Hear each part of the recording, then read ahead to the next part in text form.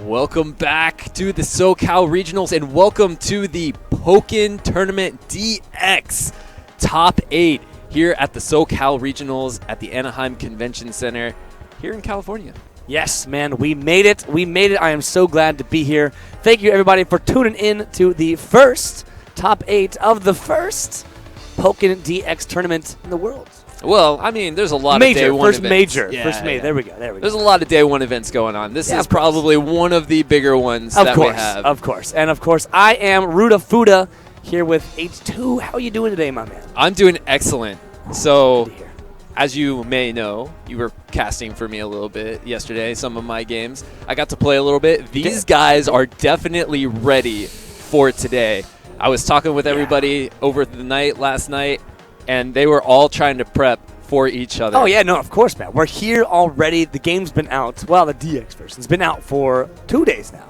This is the third day, so if you got the early release. But the third day, and boy, do we have a top 8 for you guys. It is going to be stacked. It already is stacked. It already is. It's going to be crazy, man. I mean, day one was stacked. There was like, what, 34 entrants today on this tournament? Yeah. 34 entrants total. Almost every single person traveled from out of state or out of SoCal, from SoCal. So it is a SoCal regional, but boy, do not let that fool you, man. They have all kinds of out-of-staters here today, and every single person, fun fact, from our top 8, in our top 8, is not from SoCal. That's right. And surprisingly enough, this tournament is so stacked that one of our top seeds went down in pools. Yes. To the Wi-Fi legend, Mustafa. Yes, Suicune Master, if you guys did not tune in yesterday, actually already out of the tournament at, was it 9th? Did he drop out right before top 8? Yeah, he tied with me. And Slipping Bug, guy who is #1 ranked in all of NA, is actually in loser's bracket right now. He has to fight through the lower end of loser's bracket to find his way back to the grand finals, if he can even make it there. Because he's got all kinds of threats in that loser's bracket that we've already kind of talked about. Yeah. So who is on our top 8? Let's take a look. Yeah, let's take a look. So like we said, Mustafa is there in the lower bracket. We got UDL, Ballamar, and Slipping Bug, a.k.a. Snipping Bug, because he's been rocking Scizor all tournament. Oh, yeah, he has. And I'm going to call him out if he changes that. I said this yesterday. The man told me he's going to go Scizor the entire tournament, and if he doesn't, you better believe I'm going to call him out on that one. And in the winner's bracket, we have Obscure and Alistair going to be going off first match of the day as well, and Twixie versus Coach Steve. We were talking right before the stream started, man. Anybody in that winner's bracket, besides Twixie, none of them have won a major yet. Not in any recent history, right? Not in recent history. Alistair's got some victories under him, and Coach Steve, he's won some things. Oh, yeah, you're right. Yeah, wow. As of recent. Right. But and all of them phenomenal players, especially I want to point out Obscure. Obscure was kind of I don't want to call him an oddball, but he made his biggest debut as of recently. He's always been present in the community pretty much since day one, but he's really starting to shine, and now here he is, top 8 in the winner's bracket. Most likely we're going to be seeing his Mewtwo here in game 1, actually. Yeah, he's starting us off. It's going to be Obscure and Alistair going at it. These guys are already sitting down. Oh, yeah, they're already ready, man. Look at all the people in the crowd. And ready here, hype for Pokken. But, we're all hype. We're going to be hype for the entirety of the venue, man. And it's early. It's so early. They haven't woken up yet. I don't know if you guys saw, but in the top left there was an information snippet while they were searching, and you saw Fixed Battle Arena. Yes. We have various stages that we will be seeing in the game now. We are not just going to have Stadium anymore, which is super hype. Yes. I am so excited for that, man. The music, I talked about this yesterday too. They spent so much time into just creating such incredible soundtracks for all of the tracks, and yet in tournament play, every single day before DX, you did not hear those soundtracks because the only stage that was legal was the Ferrum Stadium. That's the only stage we ever saw. So now you can set the Fixed Battle Arena up and play on any stage in the entire game. But we are ready to go. This is exactly what we expected. The Suicune versus Mewtwo. Man, here we go, game 1. And look at that. It's not Ferrum Stadium. It is not Ferrum Stadium. Here we are at the carnival. We're going on these theme park rides. You better believe we're going for a ride, my friend. I love it. The Mewtwo, Sylveon, going to make him just a little bit buffier. Alistair rocking that Emoga. And here we are, man. Game 1. Alistair starting off strong with the homing catch into a grab read. Okay, starting the mix early. Oh, yeah. He's like, I'm going to mix you up, and I haven't even done my first move yet. Yeah. Start him with the mix-up. But Obscure relieving that pressure in the corner, but unfortunately guessing wrong right in Alistair's face. And again, Alistair's going to get a very large corner combo, man. Look at that. Alistair is playing the mix game super hard right now, and Obscure is falling right for it. There we go. There's some patience on Alistair's part. Now Obscure going with the aggression. Has him in the corner right now. Oh, but immediately Alistair getting the pressure off, and this might just do round number 1. Wow. Looking strong. Alistair with losing maybe only a third of his life. Nah, yeah, not even. He got hit like one time by a homing attack, man. Alistair is just playing super, super well. This round number 1, and what a response, man. He saw that coming. He had all the time in the world to react, and boy, did he. Yeah, there's been a change to Mewtwo with the most recent patch. Oh, no. Mewtwo's got it going right now. Has him in the corner. Oki pressure plus. Okay. Yeah, Obscure just playing it safe, keeping him in the corner. Alistair getting out, though. He's still on the defensive, but no. The same button twice in a row, man. Sometimes is what it takes. But Obscure trying to get him back into that corner situation. Nope, the Water Gun Emolga is going to relieve that pressure. We're set back to field and kind of give Alistair control of the stage here. Yeah, there's a couple new additions, new additional options that these guys have, and you're seeing them somewhat. Alistair just missed. Oh! Yeah, that is an iframe on Mewtwo, and this man is painting him a picture, and it sounds like Wampunch. And that is going to be huge damage. That's a crit. Yeah. Say goodbye to half of your life, Alistair. Yeah, that was disgusting. And Suicune has one of the highest HP pools in the game, so that did a ton of damage. And Obscure right now a single mix-up away from taking it, but no! Alistair, very smart call. Another smart call, but no! Obscure is going to find that side strike, and that's going to be round number 2 going for Obscure that time. All right, just to jump into a couple of the changes. We saw in that round an Aurora being missed because you can angle it now. Oh, there you go. Wow, okay, that man flying through the air looking like Shamu right now. So let me show you my 30-foot jump. And Obscure just diving right through. Find the grab. There's no active hitbox on top of Suicune. So he's going to find that grab for free pretty much. Yeah, Alistair bursting out of the pressure there. Using his burst really early, surprisingly. Working on the chip damage. Oh, yeah. Those icy winds are putting in a ton of pressure. Oh, yeah. Even if Obscure does not drop that shield, he's still getting a ton of damage. So he's going to use that entire synergy burst just for chip, but he lost all damage just because Obscure landed one attack. But he found a combo here. Sylveon is going to reduce that damage quite a bit. And here we go. Icy Winds got the setups rolling. All the chip damage there.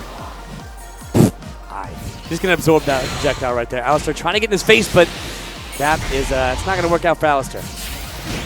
No, grab reaction there. Here comes the Emolga call. Aurora Beam, full screen that he's got to get in. Alistair's doing a really good job of keeping him out for now, and that's going to be the mix-up. Beautiful stuff to Alistair. Finding the damage, going back into field phase. Oh, here we go. Alistair finally dealing with that command counter by Mewtwo. He's got a lot of momentum. He can close it out. But Obscure with rage. This is going to hurt, bringing it down to a dead even game. 5 seconds left. Alistair's going to have to do something if he wants to take this round, and that's going to be exactly what he needs. Alistair taking that game number 1. It came down to the last mix there. Both players were last hit last round. Alistair's like, well, I don't know. I got it. We take those. Got him. There he is. All right, Alistair, I think he can hear us, so he knows what's going on. All right, so these guys went back to the character select screen. Maybe Obscure's thinking about changing his support here. I think the Sylveon was working out for him, right? You get that extra defense. It reduces the chip you take. It increases your shield strength. You take less damage overall. Yeah. He was able to basically get more mix-ups that way. Right. And that's exactly what Mewtwo, I mean, that's exactly what a lot of the characters in this game want. Mewtwo known for a very solid neutral game, always having those mix-up opportunities. But Obscure, taking his time. This is exactly what you should be seeing at this level of play, man. You shouldn't just be click and restart, going right back into the game. Even if you don't change supports, you don't change characters, it's always nice to take that breather in between games, and we're going right back to the carnival. We're going for a ride. We're actually going to the haunted house. But it's the spoopy carnival. The spooky house. That's right, the spooky carnival. And we are seeing a complete change in tactics on Obscure's part, going for Eevee. This is going to be a very aggressive playstyle that we're probably going to see from him. Oh, but just barely with the grab. Alistair stepping back just 1 hot second. That's going to be a free punish, and that will be a ton of damage. No Sylveon to protect you now, my friend. Yeah, fighting his way out. Starting to work on his own meter. He's got to catch up because he's way behind. That crit grab's going to help out. Yeah, man, you cannot just do that in his face. Obscure did not press any buttons. He was waiting. The patience definitely paid off there. Alistair removing that corner pressure. Counter to get him out of that situation. And here comes the aggressive option from Obscure. Eevee is active. That's going to be more damage. And let's see if we can find the mix-up. Yeah, if he can get any combo going here, it could finish it off. Yeah, that is not safe, Alistair. Finding a small punish off of it. But he is still in the corner. Eevee is done, but he caught the forward dash from Obscure with an Emolga call. Mewtwo is still incredibly scary right now. Yeah. He is in red health. That increases his damage by 20. Oh, my Lord! He doesn't care about red. He's like, look, let me show you what red health does, my friend. I'll put him into red health, but Alistair, very smart call. The counterattack will be enough, stopping the homing attack and taking out that round, man. Yeah, Alistair looking pretty dominant right now. He's already up a game. Up 1 round now. Obscure trying to get on the board, though. I want to point out what a phenomenal job Obscure is doing here, even especially last game. We saw him with a speed debuff, still broke all the way through Alistair's aggressive zone. And so he's able to find these holes in Alistair's gameplay, but Alistair's starting to mix it up, find that home attack, even take the time to charge it, and one more mix-up on top of it, going to make this a much more even game. That was huge. He got that off of a homing cancel, has all the momentum off of that one move. Yeah, and he's just trying to drain Obscure synergy. Obscure now out of synergy burst, zone. Unfortunately, dropped the combo there, and Obscure getting out of the corner. I don't know why Alistair pressed counter that's going to counter Pierce. Obscure Alistair bursting out. They should be giving Obscure his synergy on a few more chips here.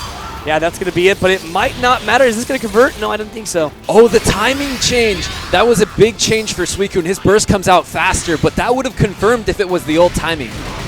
Oh, my. Frogadier. Okay, that should connect unless Alistair jumps. He did not. This man looking like Picasso, painting him a picture, showing you exactly what it looks like to go to round number 3 of game 2. So this is big because Obscure, Mewtwo only gets his burst once per game. Yeah, most likely. And he used it right there. Yeah, he wanted that W, wanted to go to round 3, but it's very even now. Alistair does have Emolga. Both players starting at about 0 synergy. It is possible, kind of, maybe, for Obscure, for Mewtwo to get it back. Very unlikely, though.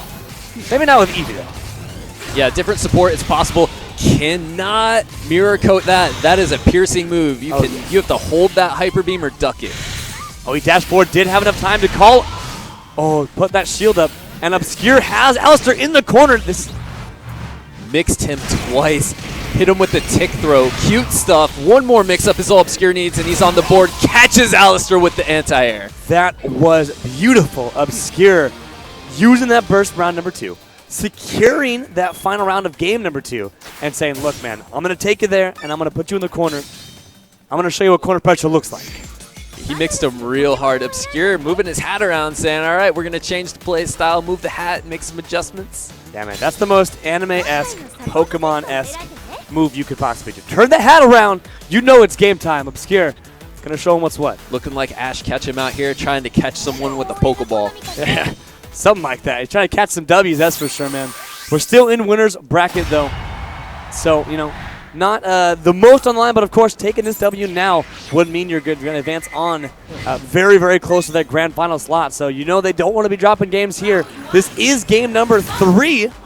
Winner of this will advance on in the bracket. Unless it's top 8 best of 5. We'll find out here in a minute. We'll see. Eevee is the adjustment that Alistair's going to make. Catches him with the anti-air. This is a full crit combo. Big damage on Mewtwo right now. Jeez. Yeah, putting up that wall, saying, you can't see me. But Obscure still finding that home attack in a transition right into dual phase. Tried to catch him with a mix-up right at the start of the phase, but 2 in a row not going to work. Alistair going with that aggressive attack option, going to beat both of the grabs.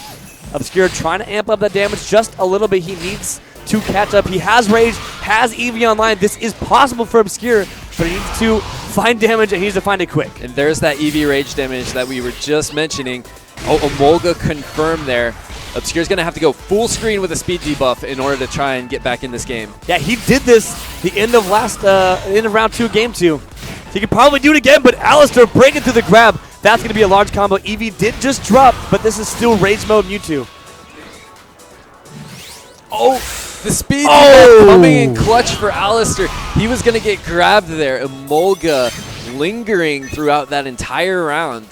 Yeah, right as the speed debuff was falling off. Alistair got the last mileage of that support call that he needed. Both players full stick of butter, man. Alistair's got the Emolga call on deck as well. And again, Alistair's so smart with calling out those grabs from Obscure. Yeah, realizes that Obscure's trying to tick throw him a lot. Is starting to buffer some grab breaks.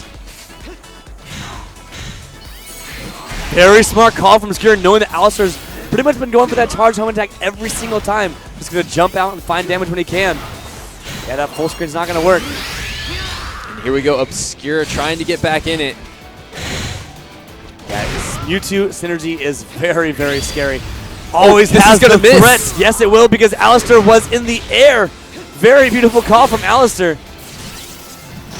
Oh, my lord. And Obscure is on his last legs right now. He's going to have to somehow get out of this pressure. Alistair has him in the corner now. Yeah, very smart call from Alistair, knowing that even if Obscure jumped, he was still stuck in the corner. He backed up, waited for for Obscure to press the button, and he responded to the Eevee call. Immediately stuffed out, and Alistair closing out that game, and it looks like he's closing out the set as well. So does best of 3. Definitely closing out the set there. It is confirmed best of 3, and Alistair takes it 2-1. Yes. 2-1, very, very well-fought battle from Obscure. This man has been taking names as of recently, and I am so excited to see what he can do in Losers. Of course, that game coming up, not next, but sometime soon. And I believe we will be having our next winners match on stream for you guys next. But boy, what a set to start the day off here at Pokken DX at SCR2017, man. Yeah, I was kind of hoping Alistair would break out the Krogunk. We got Krogunk as one of the new characters, one of the 5 new characters. He's been labbing him a little bit, but he's clearly got something that he's playing for right now. So he was in full serious mode rocking his Suicune. Yeah, I want to point out how appropriate Krogunk is for Alistair. Krogunk is just this like stylish, super quirky, eccentric frog thing. Not saying Alistair's a frog thing, but it's just, it matches Alistair's personality so well. Goes with the RNG, super flashy.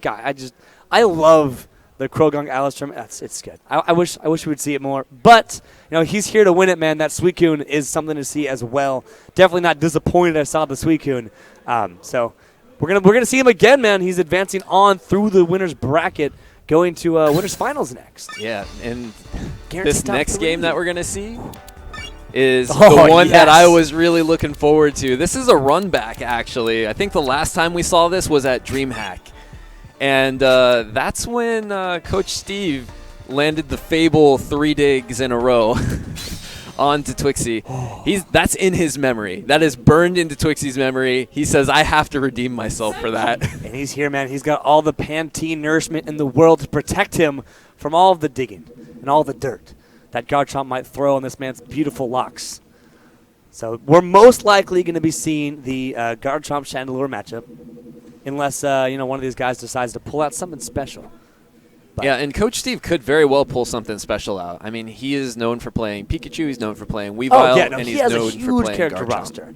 Yeah, I mean, this man plays every fighting game under the sun. He has been a top player of so many fighting games. So he's just so, especially with Pokken, a game that doesn't have very many just frames, very many frame links. It's a lot less tactful in the hands, so it's easier to pick up characters. Coach Steve has a large roster in this game, and he plays all his characters at such a high level. I'm not saying Coach Steve is the only player in Pokken that can do that, but Coach Steve, being experienced with other fighting games, just throws that knowledge in on top of what he already knows. And boy, it is something to watch, man. Definitely. Although, speaking of Just Frames, there are some new characters with some Just Frames. You are correct. No, you are absolutely correct. I'm not saying there aren't Just Frames. I'm just saying it's not as frame specific in this game that it is in all the other fighters. Very, very true. There's a little bit of a buffer window for a lot of your inputs, but not the Just Frames. You got to be very precise with those in this game, just like any other game. Of course. We're probably going to see the Garchomp, though, just because of how much Coach Steve likes this matchup. That would be my assumption. We're going to find out. We're going to find out. The real question that I have is, what are the support choices that we're going to go with? Right. So Twixie is leaning towards his Espeon Umbreon pick, which is classic for Chandelure because Overheat will double debuff you, and Espeon is an option to get rid of all of your debuffs and heal you up a little bit. So now I saw what he chose. I don't want to say it because I know our voice is being thrown. I'll let it be a surprise so the character select comes up. But bam! Right there, my friends, is actually the Weavile choice coming from Coach Steve instead of the Garchomp. And boy, look at that! It's not Phantom Stadium. Thank you, shout out to the Pokemon Company for this beautiful music and this. I love Fixed Battle Arena, man. Right here, round number 2 of winners. Coach Steve rocking the Weavile and Emolga choice, going for that a kind of aggressive option, man. Here we go. Twixie starting off early, gets the opening Hex on the dual phase. No phase shift points on that move. Well, I tried to go for it again, just barely out of range. Actually had the right read. Coach Steve was pressing shield, but Coach Steve must have known that distance, knew he was safe. And again, just barely avoiding that Hex. And what a way to get in, all right, on top of Twixie, man. Yeah, showing off Weavile's movement options. Icicle crashes his way in. Emolga call to deal with the Smog. Favorable trade. Yeah, Coach Steve with his pressure, doing so much work into the corner, but Twixie immediately relieving that situation, forcing Coach Steve into the corner instead now. Cute little slide under the laser there. Twixie showing his knowledge of the moves as well when he went over the top of his charged attack on Wake Up. Coach Steve dipping and diving around these lasers, but Twixie found the one that mattered. This shouldn't kill yet now, but it does apply that debuff, which, you know, when you're at 20 HP, doesn't matter too much, but, you know, okay, he's just thinking. Yeah, Twixie closing it out, staying in field phase, because that's where Chandelure loves to be. Easy way to close it out, just eventually you'll get a shield break and then they'll be full screen, or you'll chip them down so that way they're last hit. And immediately jumping right into that dual phase. Again, the same way, starting off this round just like the last round. Laser confirm into Hex. If it's not broke, don't fix it. Exactly, but I'm starting to think, you know, Coach Steve going to pick up on those habits. And we'll see how what the response is going to look like. Oh, it's completely stuffed that minimize. That was so good. Such good timing from Coach Steve. Yeah, minimize is a big change, actually, because you can grab that now. Coach Steve bursting out of the Hex setup there. Espeon sliding his way in. Doing anything he can, but Twixie going to relieve that pressure. Calling out the synergy. That is something really, really scary against Weavile. If you're in the corner against a Weavile, especially in burst, sometimes you just got to get out of that situation. Twixie calling... that was smart. That was very smart from Coach Steve. Calling his synergy to avoid that pressure. And now Twixie and Coach Steve both out of a synergy activation. Icicle Crash is putting in work for Coach. Twixie is struggling to deal with it. Still, look at that. Slowly chipping away. There it is. Jump laser. Finally dealing with the Icicle Crash. Yeah, with only 13 seconds left, Twixie's going to have to find some damage, and that will actually give him the life lead. So now it's up to Coach Steve to relieve this deficit. Only 5 seconds on the clock left. He needs to do something, but Twixie is keeping up this zone. He found the slide, but is it enough? Ooh, no! Twixie jumping at the end there. Very fortunate that that meaty timing was slightly off, because that would have given Coach Steve the lead at the end of that round. That was ridiculous. That was a smart call from Coach Steve. Just very, very slight adjustments he made to the timing there. And man, that was insane. But let's see. I don't think our voice is being blasted in the stadium, so we can talk about it. Yeah. Coach Steve is thinking about making the character change. Of course. Very reasonable given, you know, his history with this matchup. Yes, and there it is. The character switch onto Garchomp. And Twixie actually smiling, cracking his knuckles a little bit, giving a little stretch. Boy, he's ready. He is most certainly ready. He's excited for this, I'm sure, because he gets the run back that he was looking for. He wants to redeem himself for the last time he had to play Coach Steve's Garchomp. Yeah, of course, that dig is going to avoid the Hex. Not starting this game off like last time. Oh, the dive kick entry. This could be scary. This is the corner pressure that Steve is always looking for. And look at that. There it is. Resetting him, not leaving phase. This is what Coach Steve is known for. You do not. I mean, first of all, Garchomp is Garchomp is very, very solid in dual phase, as well as he does not want to be against the Shunao in field phase. So as much time he can spin in dual phase, the better. The Emolga call is going to trade and get a wall spot on Twixie, setting up for this. Oh, my Lord. Oh, is this going to be enough? No. Oh, Coach doesn't finish it. That was very smart. Looked like Twixie was able to call out the minimize. It's hard to see with all the animation, but we're here in dual phase, and Twixie is finding so much damage. The defense debuff coming in very strong for Twixie. The Hex will close it out, and that's going to be the first round in favor of Twixie in this new matchup. Yeah, Coach Steve, I think he could have finished it off in the field phase when he had that hit confirm on the counter pierce there. Just didn't follow up with he was charging his release X, that drill attack, and he just didn't release it in order to deal enough damage. The Molga call into Pocket Sand, and Twixie's in the corner trying to fight his way out. Oh, Coach Steve advancing on in, but Twixie stuffing the approach entirely. Trying to find someone to wake up, but Coach Steve playing very defensive. Did catch him out of the dig, and now this is Twixie's favor here in what might be the last round of the set. And here we go, Pocket Sands. Again, but Twixie, very, very smart stuff. Throwing out the counter pierce moves as well. Coach Steve needs to find some kind of a response, but Twixie seems like he has always had the upper hand in all these exchanges. Here we go, Garchomp's in burst mode, and Twixie just used his overheat. Yeah, but that is going to be the synergy and the Espeon to remove all the debuffs and buff himself up a little bit. He has to be ready for that activation. But it seems like he's the one going aggressive. Yeah, Coach has to be careful here. He's got to work his way in before his burst runs out. Otherwise, he's not going to get much value out of it. That was so smart, knowing that Twixie was holding shield because in fear of the burst. The second his exhaust frames went down, he went for the grab instead.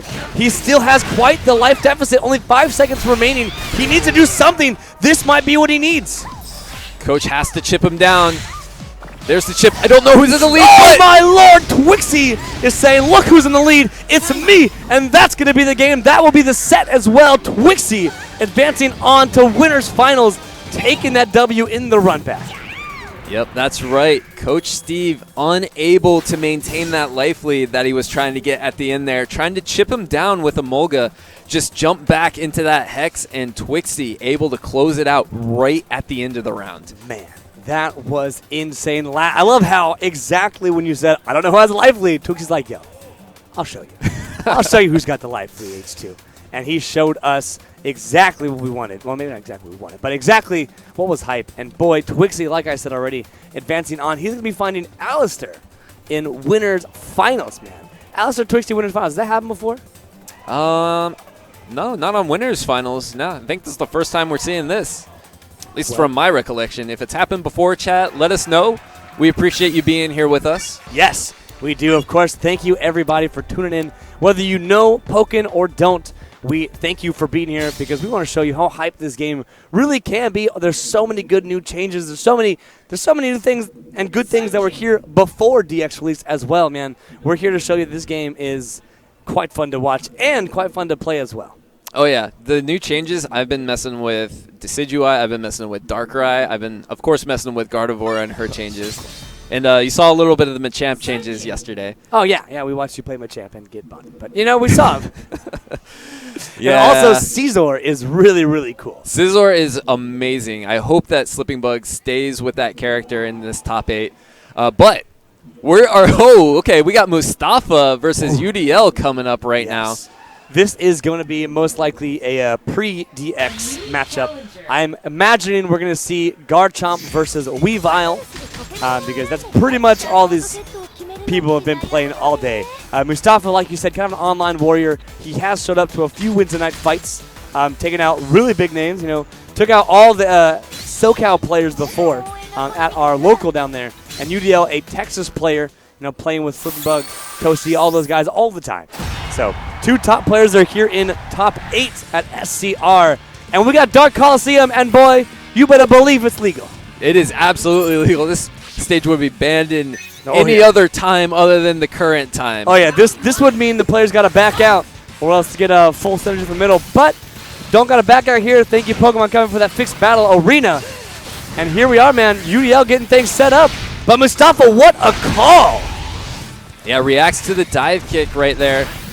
Hits him with the Stone Edge, but UDL responding. Yeah, Lots of shield pressure. We've already seen a Weavile here today. UDL, of course, going to be a different Weavile than Coach Steve. Still playing very defensive with these icicle crashes. Does not really want Mustafa to set up in the corner because that is such a scary, scary place to be against a Garchomp. Catches him with trying to jump out. That is a great option on Wake Up. Covers jumps, covers counters, any armor moves, and it looks like Weavile's, is this new? Weavile's Icicle Traps seem to be getting rid of Garchomp's Tornadoes. It looks like it is, and UDL caught that shark trapped in ice. And transition over onto the field phase, or dual phase. Going pretty aggressive. Is this going to catch? Yes, it absolutely is, and that will count as a critical as the active hitbox was still there, or the attack animation was still there for Mustafa. So UDL getting a little bit extra damage, putting Mustafa into rage. That could potentially be pretty scary. Oh, well, not anymore. Yeah, not anymore. He's still got the defense buff, though, from Sylveon. Yes, now he's in rage. Yeah, rage was slightly nerfed in DX, but nonetheless, still going to be pretty scary. Mustafa, this could be a combo. Only 12 seconds left on the clock, so he's going to have to do something quickly. Oh, a trade. That trade working out very much in UDL's favor as the time is running down, and the backflip slow motion. And that flavor was tasty for UDL, eating that round up there at the end. Going up 1 round to none versus Mustafa. We're going to see if Mustafa can answer right now. Yeah, shout out to Mustafa taking that stylish L, man. He's like, I might be losing, but I'm doing a quadruple slow motion backflip for you guys in the chat. There you go. Mustafa starting off strong, but now he's trapped. UDL going to find a home and attack to send him right into dual phase and getting quite a bit of synergy as well. Yeah, and you'll notice that Weavile already has burst again, one of the quickest burst building characters in the game. That dive kick, though, is catching, and Mustafa is going to have a full combo, tries to reset him.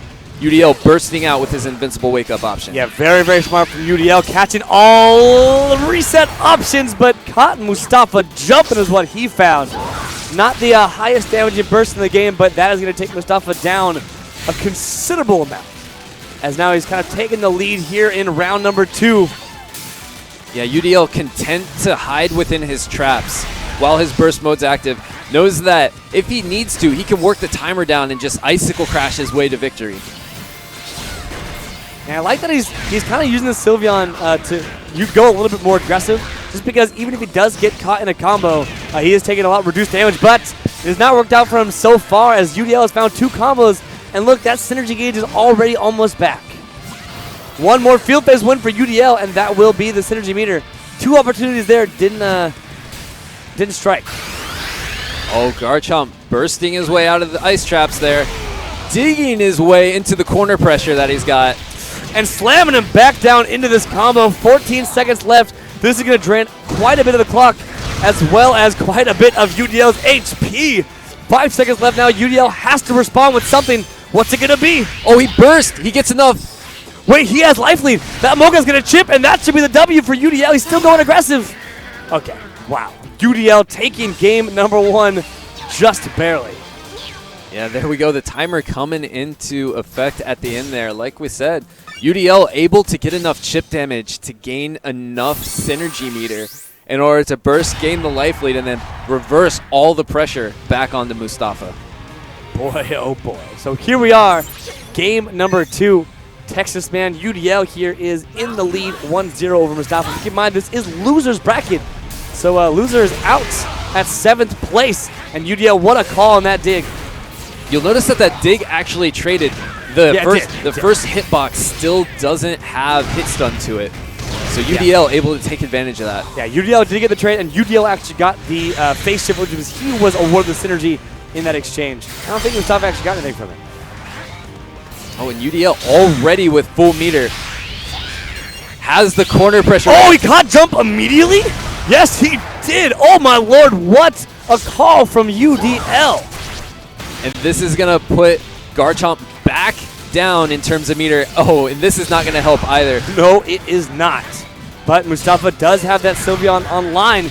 It doesn't look like it's going to help him out much here because UDL keeps putting these mix-ups right in his face, forcing him into the corner, and the Icicle Crash will call out that jump once more. UDL starting to work the clock. He's still got half a round to go, though. Yeah, plenty of time on the clock, and Mustafa, or otherwise Garchomp in rage mode, can turn the tides very quickly. 220 left on UDL. That's one combo from a raise mode gotcha. But so is that. 20 HP going to be taken real quick from UDL. What a flashy, nice combo, as UDL is one single round away from knocking Mustafa out of this tournament. Cute little Night Slash confirm in order to take that round. UDL, again, look at his meter. You can see it right there at the bottom left. He is on the cusp of getting burst again, taking full advantage of winning these field phases and then getting a ton of meter. Winning field phase gives you the most meter out of anything else in the game, and here we go. We're on deck again. And what a call from UDL, just immediately sniping Mustafa out of the dig. They're trying to set up that pressure, but this time Mustafa coming out on top on the dig. But UDL quickly activating that synergy burst, trying to force Mustafa in the corner, but Mustafa will have the opportunity to burst right there as expected. Yeah, UDL, though, he's in a situation where he can just walk out this burst, keep it even. Yeah, he's got a Volga, too. We have yet to see Mustafa even activate burst a single time this entire set. And there it was, immediately stuffed.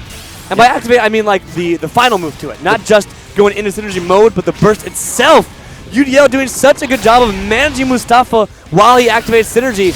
And what a call, man. UDL making all of the right decisions. Yeah, finally throws out a grab. He has been grabbing very little, and right there was a perfect situation. Go for the trade. Another favorable interaction for UDL. Yeah, and UDL has Mustafa on the ropes. Only 30 HP left. He has synergy once again. 15 seconds left on the clock. Mustafa has to make magic happen.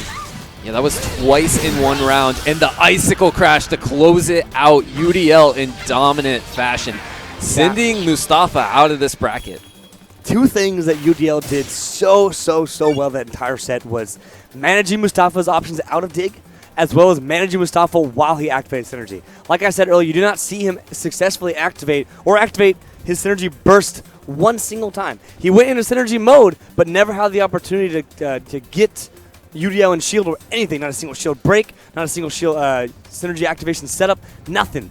UDL did such a good job of usually responding to Mustafa's activation with his own, and then just creating enough pressure to put Mustafa in the corner in shield and unable to go aggressive. Yeah, it's a hard matchup because Weavile will slowly chip away at your meter that you're trying to gain with some of his special moves like taunt, knockoff, and then you can confirm into knockoff as well. Weavile's burst attack also removing synergy. So, and then he gets it so fast that UDL just made sure that he managed his resources and could react with his own burst whenever Mustafa was using his. That was beautiful, beautiful resource management, as you said. UDL definitely deserving that spot there in losers semis. I believe he is on the top of the bracket, so he's going to be playing against the loser of Alistair. No, the loser of the second match we saw in winners. Yeah, he's going to be playing Coach Steve. Oh. So we might see a Weavile Ditto. Yo, that might be sick, actually. I don't know. I think Coach Steve would go Pikachu. I don't know. Actually, I honestly don't even know what to say. We'll have to find out. Yeah. We have another match to get to before we even get to that, though. Yeah, it'll be Slipping Bug, a.k.a. Snipping Bug. Which is very exciting. Snipping Bug versus... Searching. Oh, yeah. Who else do we have in the bracket there? I know this. Bolamar. That's right. Bolamar and Snipping Bug. So most likely going to be actually probably Lucario, Scizor. Lucario, Scizor, hopefully. Oh, so they're already sitting down. They're ready. You know these guys are ready.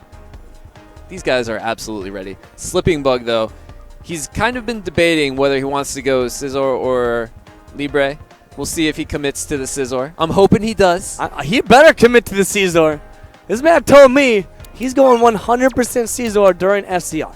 I was told this, but that was the most awkward handshake. That was super awkward. That was... like, I'm going in. The fist bump. Okay, let's... this. Right? Okay, I'm going to sit down. Like that was so weird. Finger puppets. There we go.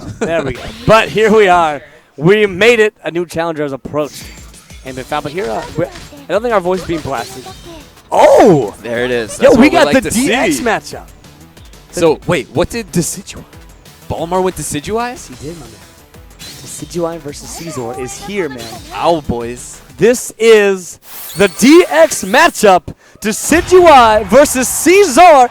Welcome, my friends, to Pokken DX. We are here. We're not on Ferrum Stadium. We're not on any of the original cast. And there's no Litten or anything. But we're here, man. DX has arrived. All right. So the craziest thing about Balmar going Decidueye is the arcade characters have at least had a chance to be fleshed out because they were in the arcade, obviously, right? But Decidueye is literally brand new. This character has been out for 3 days, and this man's trying to break it out in top 8. Yeah, man. And there's been a lot of talk about Decidueye as of recently. But if there's anyone who knows the matchup, it's this man right here, Slipping Bug. He's got the matchup knowledge, and right now he's got the mix-ups already. Throwing this man about half HP. Bolmar needs to find a response. Whoa, okay. That was a follow-up, right? That was a follow-up. That was cute.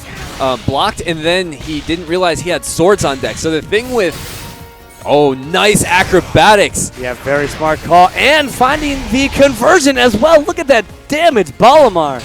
Very smart Decidueye play. So Scissor's thing is that he gets sword stocks. Decidueye's thing is that he gets to go over the top of you and cross you up. That burst attack is actually plus, by the way. Full screen burst attack, that's plus. It is insane. This character has some stuff. Yeah, she's pretty good. This is his other thing, too. You see that debuff on Slipping Bug? That means he cannot call his Rotom support. No, he cannot. He cannot call for help. There's no SOS. There's no saving you there. Balamar putting him in the corner, taking him out, and round 1 going to Decidueye on Balamar. How many times can you say that a brand new character gets broken out in the top 8, let alone is performing like this? Yeah, man. 3 days after release, but Slipping Bug's got something to say, pulling out that nice conversion, taking to about half HP, but Balamar, of course, going to have the response. Not a ton of damage there in field phase, but Lapra's being called. There we go. There, you just got to mix. You got to guess right when Decidueye is flying at you like that, because he can grab you out of the air, he can counter out of the air, or he can attack you. The ultimate mix-up from the air. That support debuff not going to be there long as Slipping Bug activates Mega Caesar. Right read, wrong spacing. Gets the counter, though. Nice be fun. No, he countered on Wake Up.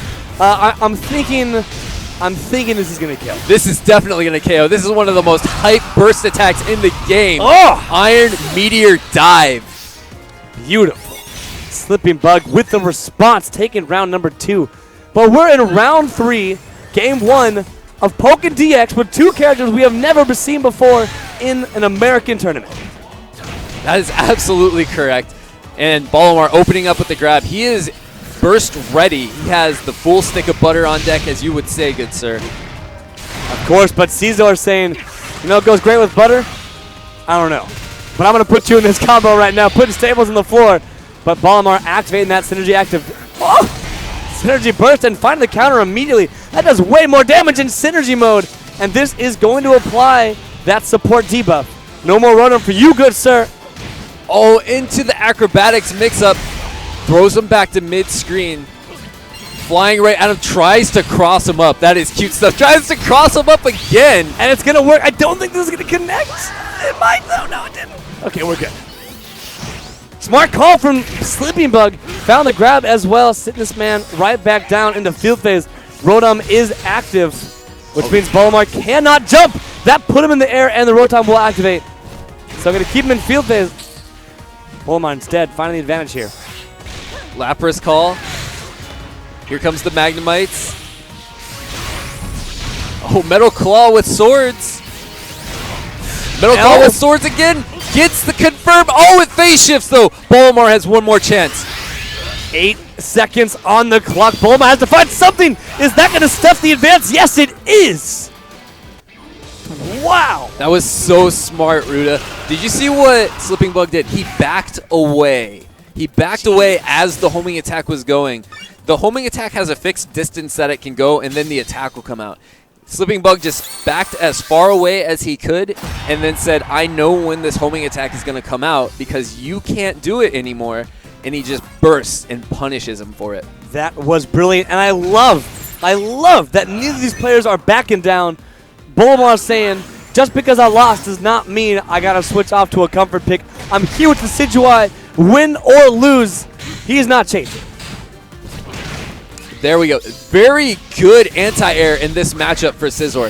it hits on both sides, so you don't have to deal with those cross-up shenanigans. And it does have some iframes, so it will avoid all of the options, at least on activation.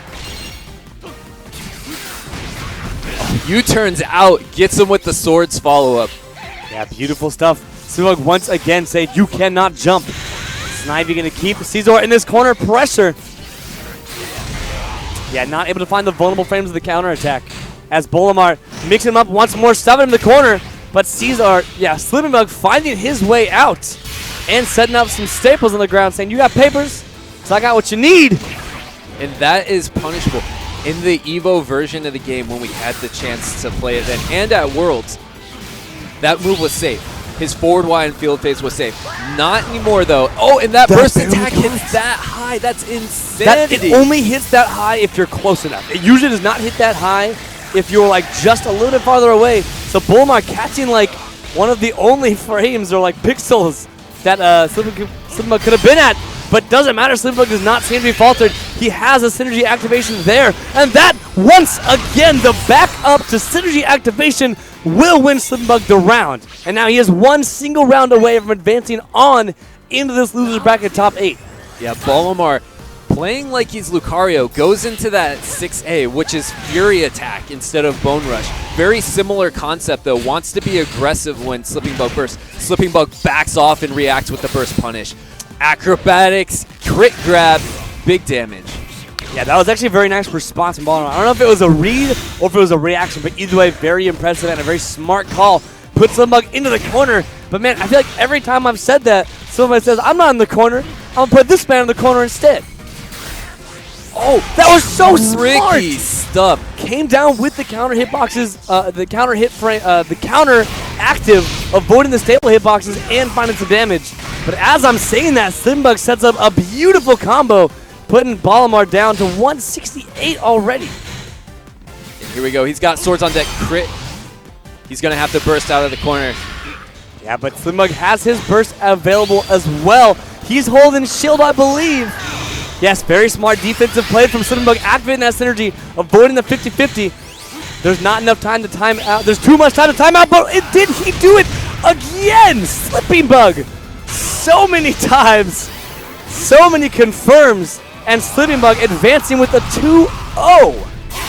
So, I don't know if U-turn is safe in burst because normally it's punishable. I saw Bolamar try to grab. So there were a couple things that went through my mind there is U-turn, that's punishable. He has swords. Is he going to do the follow-up? He didn't do the follow-up, so maybe that was the mind game. He just went into burst immediately after and said, deal with it. And boy, he did not. He did not. He ate it. He ate it all. He's dealing with that L right now, but congratulations, Bolamar, making it this far in SCR. 7th place. Still a very admirable placing here at SCR. The tournament was so incredibly stacked. It was a hard-fought battle to make it here in the first place. And I just highly respect the man for trying to pull out the new character that's only been here for 3 days. And even though he took that lost game number 1, he didn't switch off to a comfort pick. He stayed strong to what he wanted to accomplish today. Didn't quite get the W over Slipping Bug, but again, Slipping Bug, a top player, literally number 1 in America right now. So definitely not a bad loss for Bolamar in any means. Yeah, those brand new rankings just came out. Slipping Bug right at the top of those, like you just said, showing you why he's the number 1 player. This is a character he's like literally never played before this weekend. Gets the character this weekend, is already taking names with this character in top 8. Yes. Even on the lower bracket side, that's still super impressive. Brand new character. We're already in top 8. I mean, that character is hype. Like, oh yeah. He has anime combos. He does, man. He is anime. Like, Caesar needs his own anime. When's it happening? TPC. Somebody get on it. More Scizor in the Pokemon anime, please.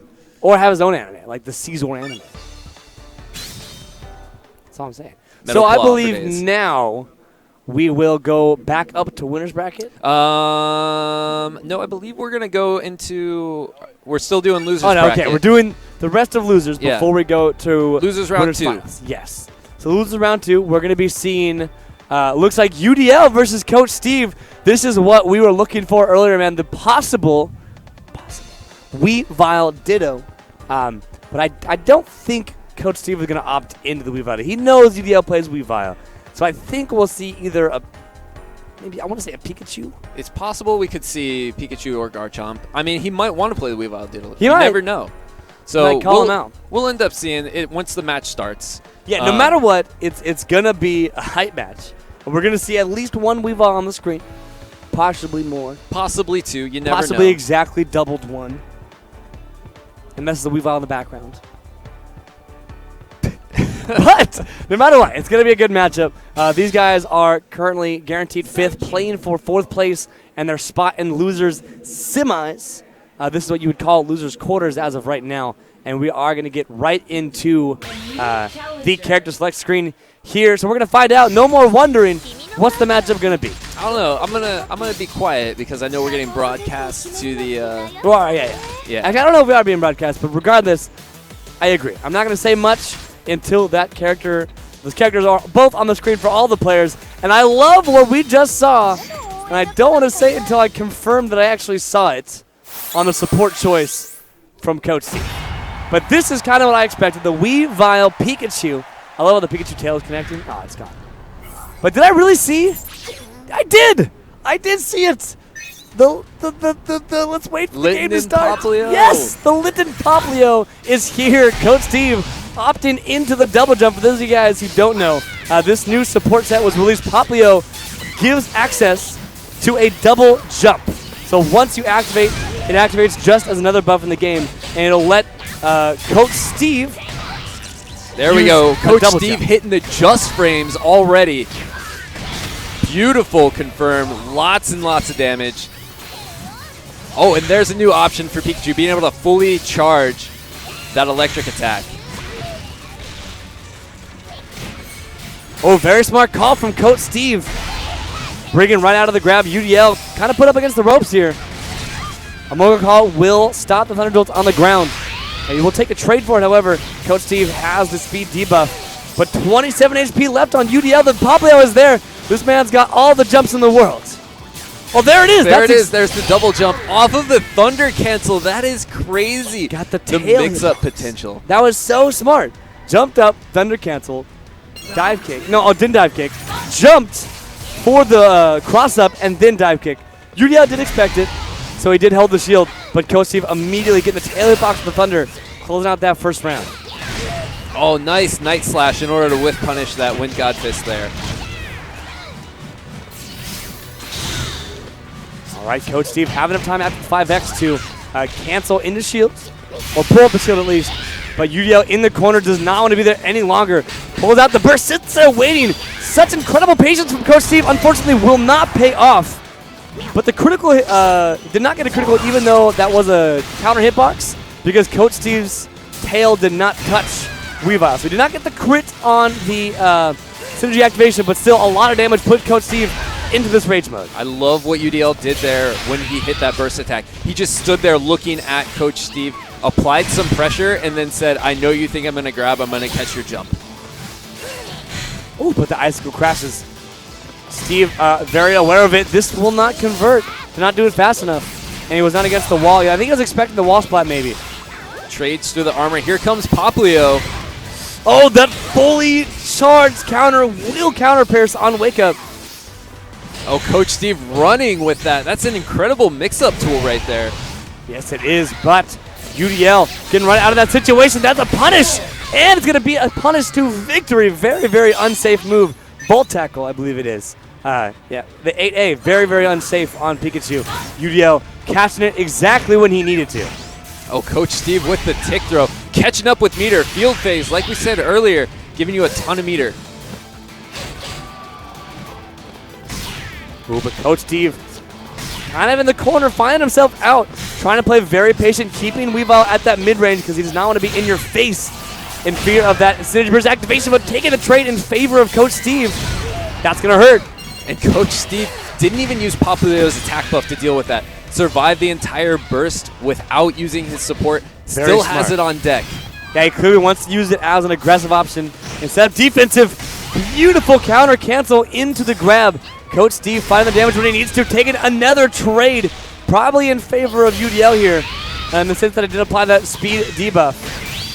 But that is a confirm, and that should close out this game here, or this game number 1 in favor of Coach Steve. And Coach Steve on the board with Pikachu. We haven't seen his Pikachu in a while. Showing us all, actually. Yeah, we did see it a little bit yesterday. Oh, we did. Okay. Prior to today, you were absolutely correct. We have not seen much of his Pikachu, and it looks like he's sticking with it. Not sure what the change is going to be on UDL side, even if there is one. We're going to find out. I've already said it a couple times today. I like, even if they don't change anything, I like the idea of going back to the character select screen, taking a breather. But I did hear some buttons clinking, so I think UDL switched up his support, or maybe his cheer. Let's find out. Yes. UDL so he's going defensive. Definitely went defensive here. Sylveon, a great option for surviving more mix-ups, giving you more chances. But you still got to be able to make the right reads at the right time. Just because you have more chances doesn't necessarily mean they're going to pay off. Yeah, man, you got to make the most of every opportunity you get. Life lesson as well. apply to life and to Pokemon, friends. That's right. Sylveon charging pretty quickly. He'll have it here in about 10 more seconds. Okay. Meter advantage so far going towards Coach, but UDL is not far behind. Has Sylveon on deck, too, to start reducing Coach's damage. Yeah, these two characters are two of the fastest at gaining synergy. I think the only faster one is Libre, but it's tied with Weavile. But either way, both very, very fast synergy gain characters. Coach Steve not getting much out of this activation. Is this going to connect? No. But it is very low in lag, so UDL did not have a response. He was already up in the air with the Icicle Crash. That was really good by UDL. He was going for a counter cross-up dive kick off of his Icicle Crash. Coach Steve realized it, though, because he plays Weavile and then cancels out of his armor and then is facing him before he gets crossed up. That is the great thing about playing the character you're playing against. He is way out of range. I like what he attempted, though. UDL expected the JX, the dive kick, where Pikachu's the front foot forward. Expected Coach Steve to be on top of him, but he was not. UDL did get that confirmed earlier today. Went for it again, but Coach Steve was aware of it. Only 6 seconds left. Who's going to find the exchange? Very, very close on HP. The counter coming out from UDL. That's going to be the round, and 1 round away from evening this set up and continuing on through this loser's quarter set. There were so many things that happened at the end. Yeah, that was crazy. That we just have to touch on, right? So Coach was about to punish the missed Fury swipes there, but the attack debuff from Popplio wore off right at the wrong time to where he couldn't. Fortunately for Coach, he was able to end up clutching it out after that, but he had the KO confirm earlier in the round. Yeah, and UDL here trying to set up that pressure. They both have the synergy activation available, but UDL gonna play defensive. The Icicle Crash does not stop the aggressive Pikachu, but he's gonna activate Burst right at the end of Coach Steve's. This should not connect. Wait, he buffered the Sylveon call and gets hit by Pikachu's burst attack. Luckily, though, Sylveon is a defense increase support, and Pikachu's burst does not do that much damage. So, kind of worked out for UDL. Would have been nice for him not to take the damage. But that's going to connect. It looks like Coach Steve's went for the 5X. It will crit as well. Very smart call from UDL once again. Taking Coach Steve down very, very low. This is now 1 round away from seeing a game number 3 here. Yeah, Coach had him crossed up and then thought he could punish, but UDL was quick. Oh, goes for the nuzzle.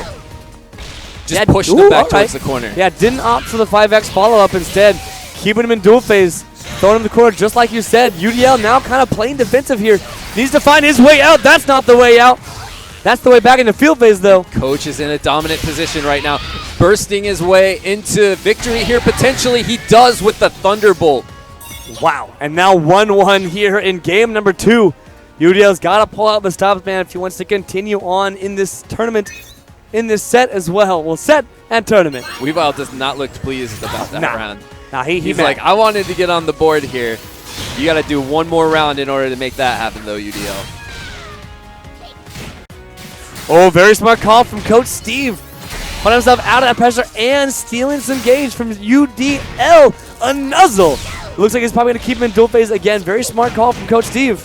Pushing him back to the corner. And Coach Steve is hitting every single just frame. Anytime you see blue electricity, that is Coach hitting a just frame on Pikachu, dealing extra damage. Yeah, like I touched on a little bit earlier, Coach Steve, very, very familiar with fighting games, knows just frames. You better believe he was practicing that window.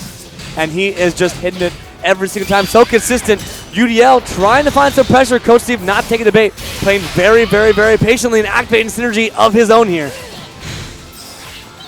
And Coach is playing patiently. Even though he has burst right now, he knows that UDL's is going to wear off. It's just a matter of time, and then he can press his advantage. Yeah, UDL smart cancel back. Very, very smart play from UDL. Look at all those incredible maneuvers to get around this aggressive Pikachu. But this, oh, never mind. Oh, okay, pick it right back up. Drops his combo, picks it back up on Wake Up. That's what we call the American reset, my friends. Drop a combo, pick it right back up with no scale. That's the American reset, my friends. And Coach Steve, American resetting his way right into losers semis. Woo. Crazy. Yeah, and so we have one more round 2 losers game, I believe. Yes. And so then we're going to go back up to the upper bracket. Yes. But man, Coach Steve showing you he knows Weavile, whether he's playing Weavile or playing against Weavile. Yeah. I mean, that's the thing, man. You got to learn the characters, not just so that you can play them, but so you can play against them. If you know every intricacy about a character, you'll know exactly what windows your opponent has, what opportunities your opponent has, so you can better stuff them or better read, everything that's going on in front of your face. But with the conclusion of that set, we're going to take a small break and give the players a little rest before we continue on into this losers bracket and jump back up into winners. So stay tuned, my friends. We'll be right back after this short break.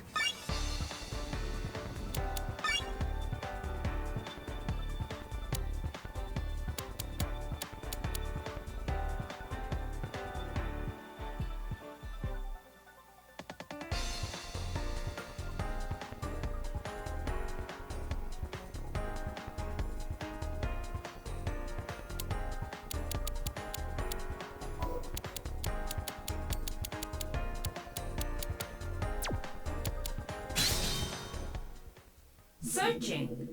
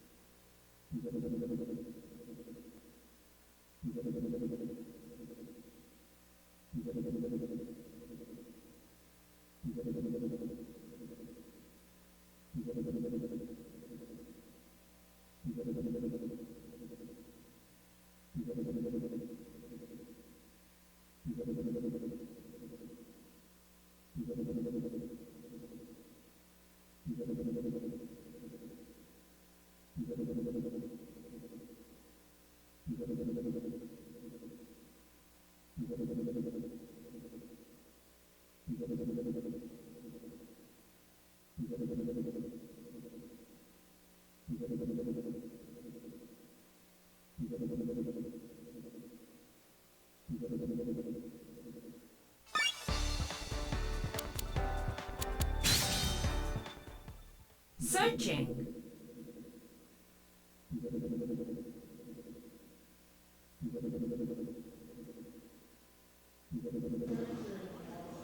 And welcome back, everybody, to SCR 2017 in the beautiful land of Southern California. Of course, SCR in the Anaheim Convention Center. I am once again Ruda Fuda. Who are you? I'm H2. H2, who are you? Yeah, that's who I am. That's what your Twitter tag was. That's exactly right. Anyway, welcome back, my friends, to the Pokken Top 8. We have already seen so many crazy, crazy sets today. We've seen two of the new characters already against each other. And once again, we're seeing the man himself, Slipping Bug, on the Snipping Bug Caesar against Obscure, who is the phenomenal Mewtwo player. The only Mewtwo player here in top 8, actually. Yeah. Well, Alcer has a Mewtwo, but you know he's not playing Mewtwo much this tournament. Yeah, just for certain matchups, you'll see that. And Obscure's kind of like the other way, right? He's like the Mewtwo guy who breaks out Suicune for matchups he doesn't like. So they're kind of inverses of each other. Exactly. But we're going to see Mewtwo versus Scizor, Obscure versus Slipping Bug, a.k.a. Snipping Bug. I'm ready to see this, man. The Mewtwo changes. I haven't seen any of his new Just Frames. They just added that. Yeah, that the low strong. Yeah, the low strong attack now has a Just Frame for all of you Pokken heads out there. But here we are, Slipping Bug, of course, on the Caesar. You see his perspective right now versus Obscure. Obscure just immediately starting, knowing that Slipping Bug typically likes to go aggressive in the field phase, throwing the counterattack right to start, and that was a reset that was not a true combo. No, very smart call from Obscure. Oh, and Slipping Bug already saying, nope, I'm going to go ahead and hit you right back. Tries to hit him with the Silver Wind there.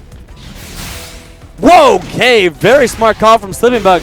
The critical throw, quite a bit of damage, considering that his normal throw does not do that much damage.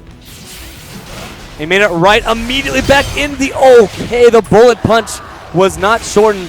So he did break the throw, but he did not get damage off of it.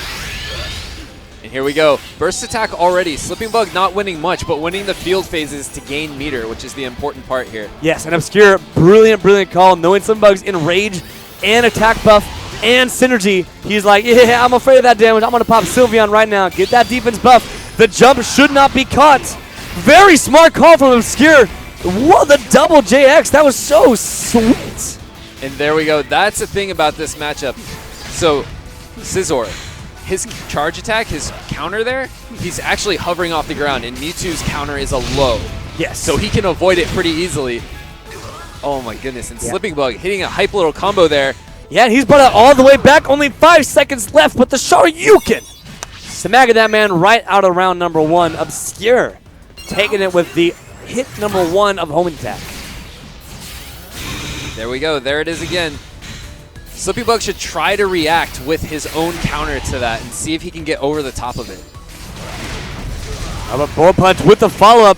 This is a nice combo. Look at these resets into the hover stance, man. That's so nice. Yeah, those loops, man, those dive kicks over and over again, just bounce him off the ground. And then Mewtwo, though, getting a crit grab, that's big damage in and of itself. Yeah, but that should be with the follow-up, using those swords up. No longer has that resource. Got to charge him up one more time, but found the throw. That's quite a bit of damage, man. Yeah, and he's just going for it again. He's like, you thought I attacked a lot. Nah. Wow, Bullet Punch to shut down the zoning. He is playing so smart right now, and a third grab. If 2 was not enough, he's like, let me show what you got. Let me show you what I got in my other pocket. It's another throw.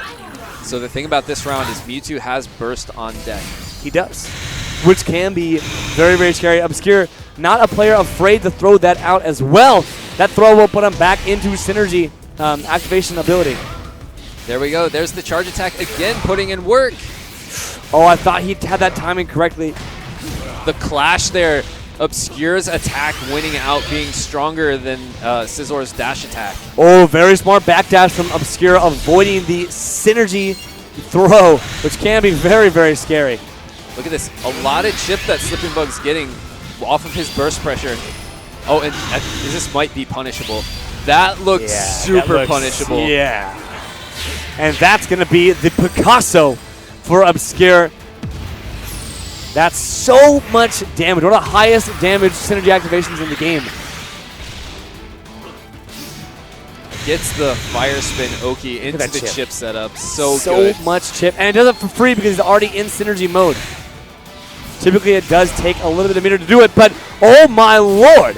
Nearly took Slipping Bug out with that one single hit, and that's going to be it. The backhand without even looking at it. Yeah, it gives him a little backdash, says, you can't catch me. Hits him with the follow-up on the grab whiff, and Slipping Bug is down 1 game. Yes, indeed. Slipping Bug. Yeah, slotted to pretty much win this tournament. He is the highest seed, and I hear something that I don't like hearing. I'm hearing a man going back on his word. But you know what? You gotta respect it. It's go time. This is just proof that Obscure is a phenomenal player. That was, I mean, if you really look at it, that was not that close of a game. Obscure kind of handled that entire matchup, played it very, very well, and now this is Slimbug for the first time in this entire tournament to say, all right, hold on a second.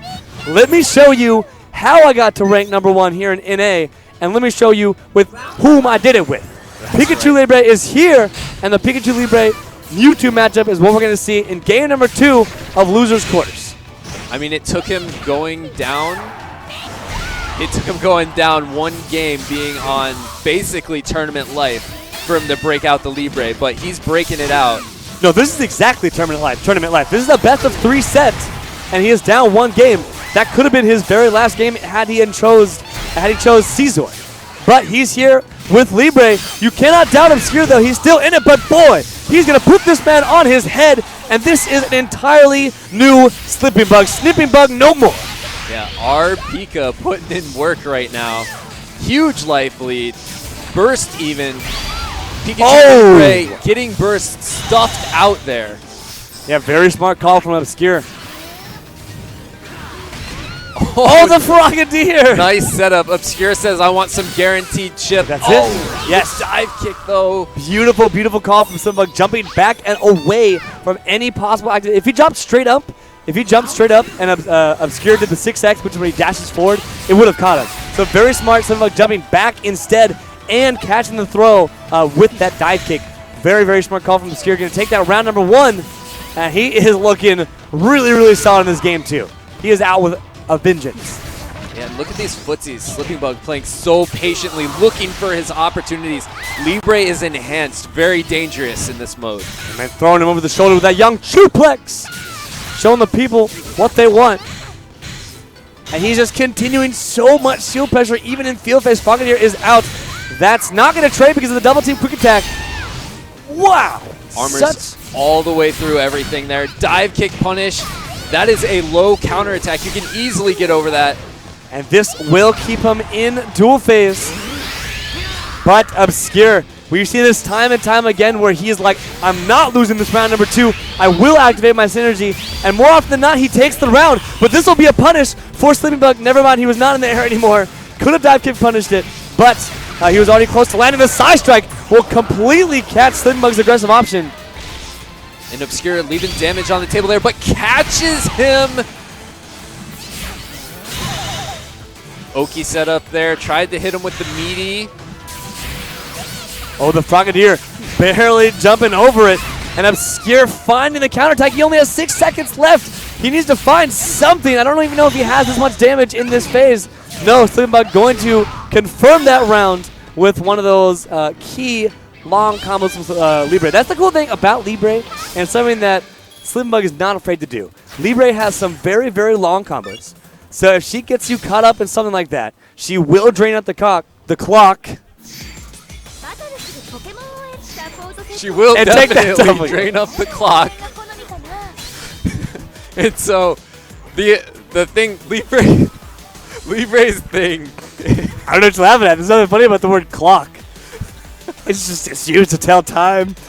And you know what time it is? It's time for game number 3 in Losers Quarters of SCR. All right. So Libre's gimmick basically is that she gets enhanced. And when she's in enhanced mode, her moves are better.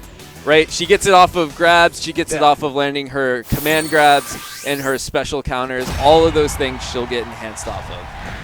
Right. So Slipping Bug was able to get enhanced so much, and he was able to hit Obscure with a lot of those optimal combos, those optimal damage conversions that he was able to hit. Right, exactly. And here we are on the last game of this set. Winner advancing on to loser semis. As Obscure here trying to play defensive, but Slimbug catching every single option, flipping this man around. And the Electro Web to convert right back into field phase. And will power up once again, immediately finding another Electro Web. This should give him the attack buff. Oh no, escape, because he's still enhanced. And look at this corner pressure. Slipping Bug is just keeping him in the corner, but Obscure able to reverse it. Slipping Bug feeling like he's got to burst in order to relieve the pressure. Right now, Slipping Bug is walking him back into the corner. He did not catch the dash. Very smart. Obscure pulling up that shield. But that is such a solid move, man.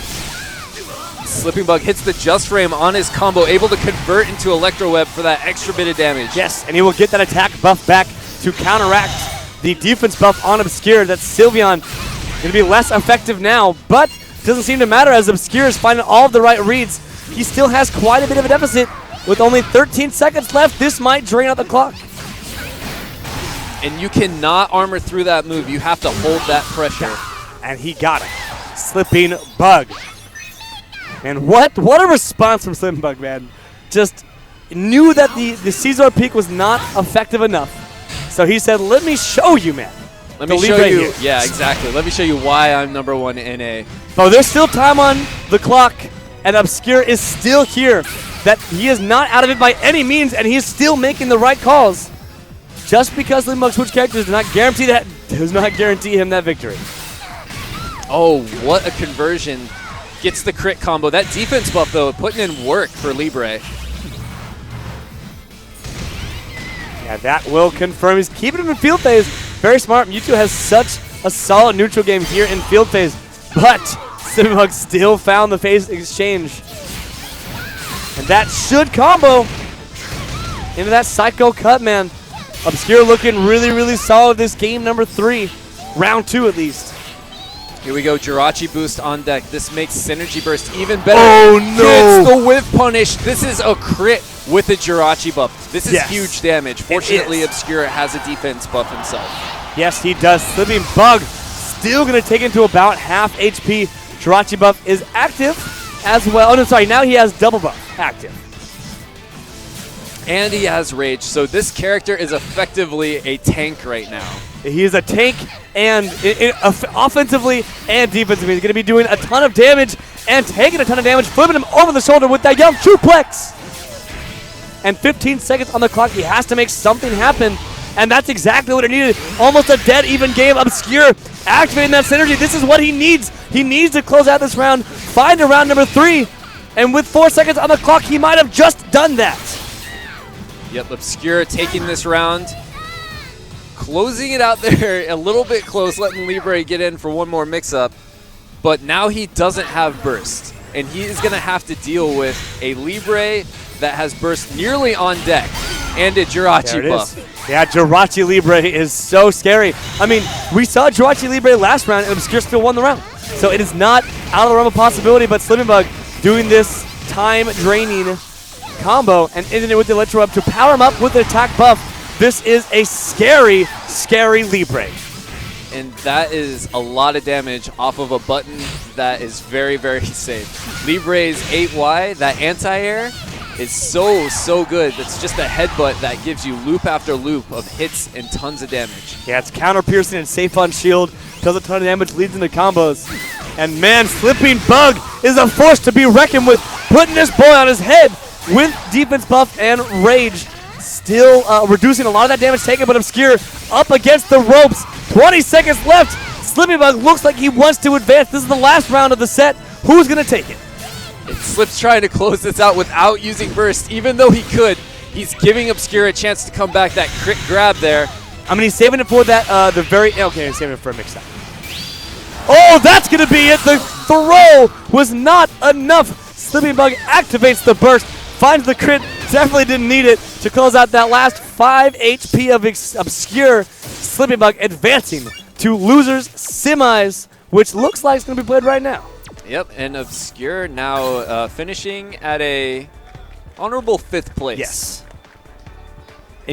Insane, man. Insane. Obscure, last time he beat Slipping Bug was in pools of Absolute Battle number 8. He actually beat him 2-0, so this was the run back of Slipping Bug and Obscure. Very, very close game. The only person as of the entire tournament to make Slipping Bug switch off of Snipping Bug, a.k.a. Caesar. So very, very, very phenomenal play. It's the first time we got to see Libre back. I think this entire tournament is the first Libre we've ever seen. I think that's the first time he broke it out, unless there was something off stream that we missed. No, I think like that's the first Libre we've seen on stream from SCR. Yeah, definitely Has there been any other Libre? Actually, maybe STR. Maybe Super STR. Turbo Ryan broke it out. I think he did, actually. He did. But that was the first time Slip broke it out on stream for sure. Yes. And I think he was just running Scizor the entire time. He was, Just man. Basically saved it until he was on life support and said, all right, Libre, breathe some life into me. And she absolutely did. Yes, she did. And he, like I said, he is now advancing, continuing in the tournament, guaranteed 4th place. Definitely not unpredictable, but there were so many threats there in the losers bracket that I wouldn't have been surprised either way, to be honest. Obscure, phenomenal player. Same thing with Sleeping Bug. I expected that to go to last round, last game, and boy, it did. It absolutely did. It definitely did. And we're going to end up seeing if Slipping Bug can work his way back into Grands from the lower bracket. Yeah, so and after a round like that, do you think that Slipping Bug is going to revert back to Caesar, or do you think he's just going to try and close out this loser's run with that Libre? So what? He's got to play Coach, right? He's going to play Coach play Steve, Coach. and then he's going to play the loser of Winners Finals, which is either going to be Alistair or Twixie. I think against Coach, he'll probably try Scizor again. However, if he has to play Twixie, I think he's going to definitely go Libre. I think he'll go Libre 100%. Sure. But we don't even know who he's going to be playing, whether or not he's going to get past Coach Steve. So no need to predict the future that far ahead. But I'm very excited to see Coach Steve versus Slipping Bug, which I believe will be the next game. I think the players are already sitting down. I am wrong. It is not going to be the next game. So now what we'll see is we will, in fact, see Winners Finals as the only other game that can be played. So Alistair versus Twixie. What do you think is going to happen here, my friend? I think we're going to end up seeing Mewtwo from Alistair, actually. Yeah. Mewtwo Chandler, it's way easier to deal with that field phase. It's hard to outzone Chandler on Suicune for sure. Yeah, and obviously since this is a finals set, we are in best of 5 territory now. So these guys will be playing first to 3, best 3 out of 5. And this gives people an opportunity to kind of switch up their options more. Yeah, not just with characters, but with play style. Right. So we might see a couple characters from Alistair. Of course, he has a Mewtwo, he has a Suicune, he has a Krogunk, he has a few characters that we might possibly see today. He originally locked in on that character, and he's what? No. No, this is real. No, it's not. It's real, but he's obviously not feeling confident with it. So he's going to probably – it looks like he's definitely playing with this first game. He's going to see if his main can pull it out. Yeah, I respect that. I think it's better to start with what you're comfortable at first. If it doesn't work and it's clearly not working, then switch over to a counter pick. Switch over to something you might see as a favorable matchup. And if that doesn't work again, sometimes you will see them revert back to their comfort choice. And sometimes it works. You know, you relieve the download and you go back to what's comfortable and you catch them off guard. But, okay. Let's start off strong. Let's talk about strong. That is a really good option. And then here we go. Smog into Hex. Putting in a lot of work for Twixie so far this tournament. And for those of you who don't know, maybe don't watch Pokken, that move you just saw, that long-range grab, does damage depending on if they have debuffs or not. And with the defense debuffs, it's increased the damage they take, and it's doing more damage because there's a debuff. So Twixie, Smog into Hex, very, very high amount of damage. He's hit it twice now, and that's a critical Hex. Will not kill this time because of Rage, and there's no debuff, so you can see it doing a significantly less amount of damage. Yeah, and here we go. Alistair trying to get the setup there in order to shield break. Unfortunately, not going to work out. Finally, techs the Hex. Yeah, that absolutely would have killed. So very smart call for Alistair. And even though it looks like Twixie's been winning every single exchange, Alistair, with that grab, will confirm that round. And it honestly looked like Alistair was playing behind the whole time, but it looked like he found all the conversions he needed to close out a very, very close round 1. And what you just said there is a difference in the health pools. Yes. 510 versus 630. Yes. So you have to get way less confirms for Suicune in order to catch up on that health. Exactly. Maybe why Alistair chose this matchup over the other ones. But Twixie, if he can hold up this zone, this is why this matchup can be difficult for Suicune. If Twixie can make it so he can't touch him, then the life pool doesn't matter. Like, you know, if you're not damaging him, then it doesn't matter if you have 1 HP or 510. If he's keeping you out, and he's doing just that right now.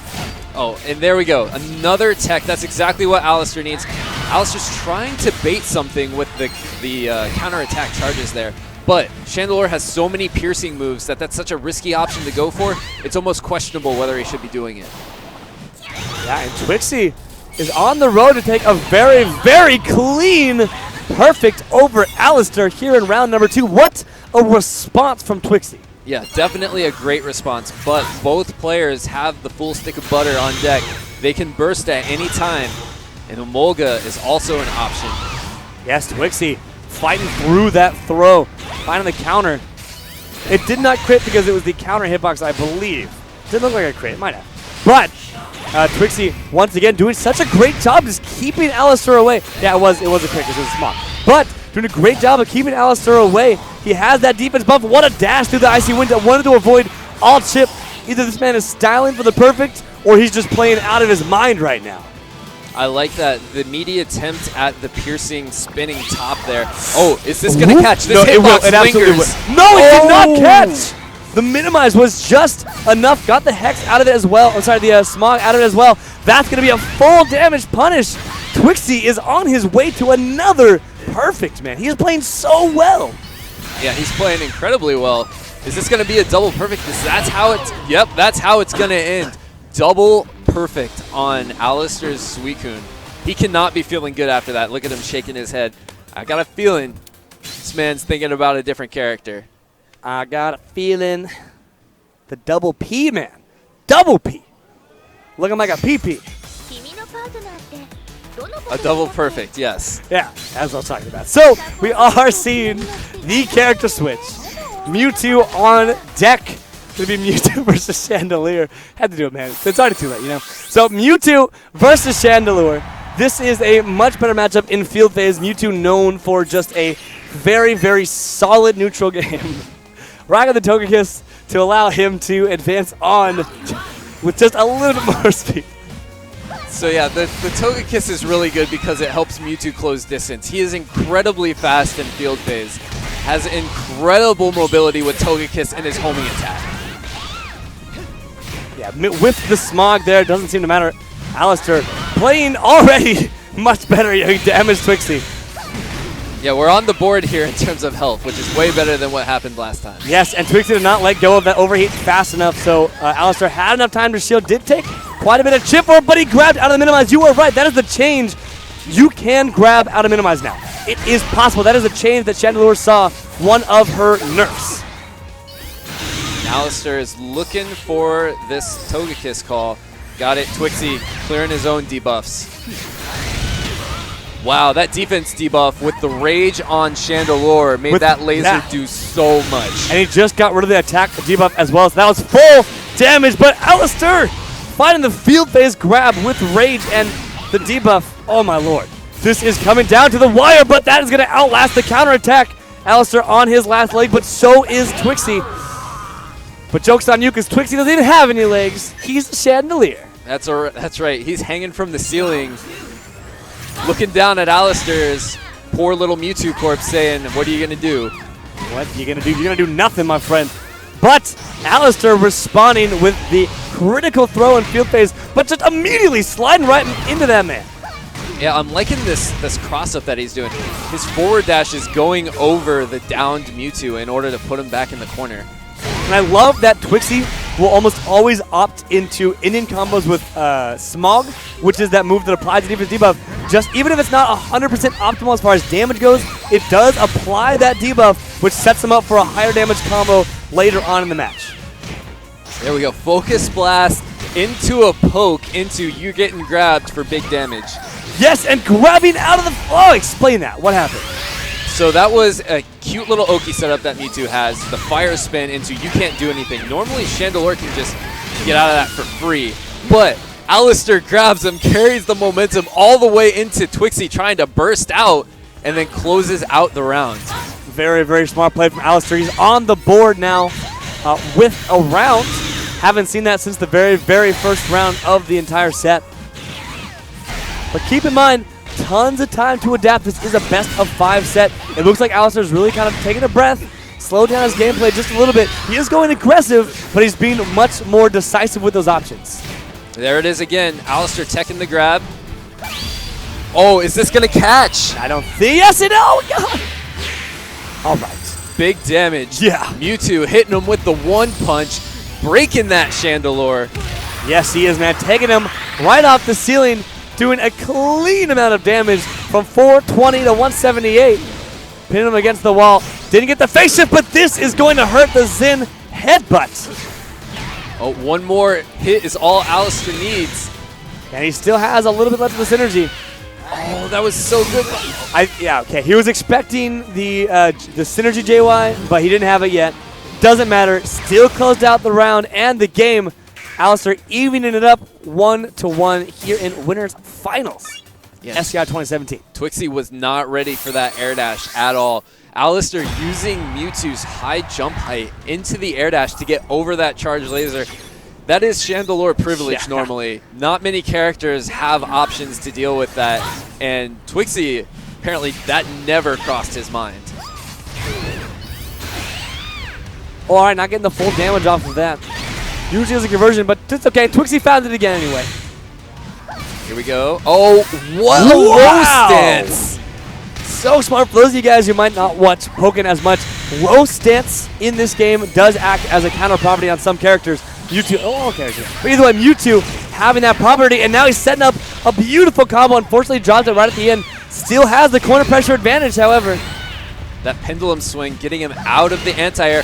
Going over the top again. Hits the just frame. Let's go, Alistair. Yes, but because he had already built up so many face shift points, it face shifted, but does not matter. Dashes right into his face and grabs him and says, I'm not done with you yet, my friend.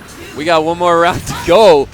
But here we are, Alistair about to go up 2-1 potentially against Twixie. If he can close it out here, he's looking good.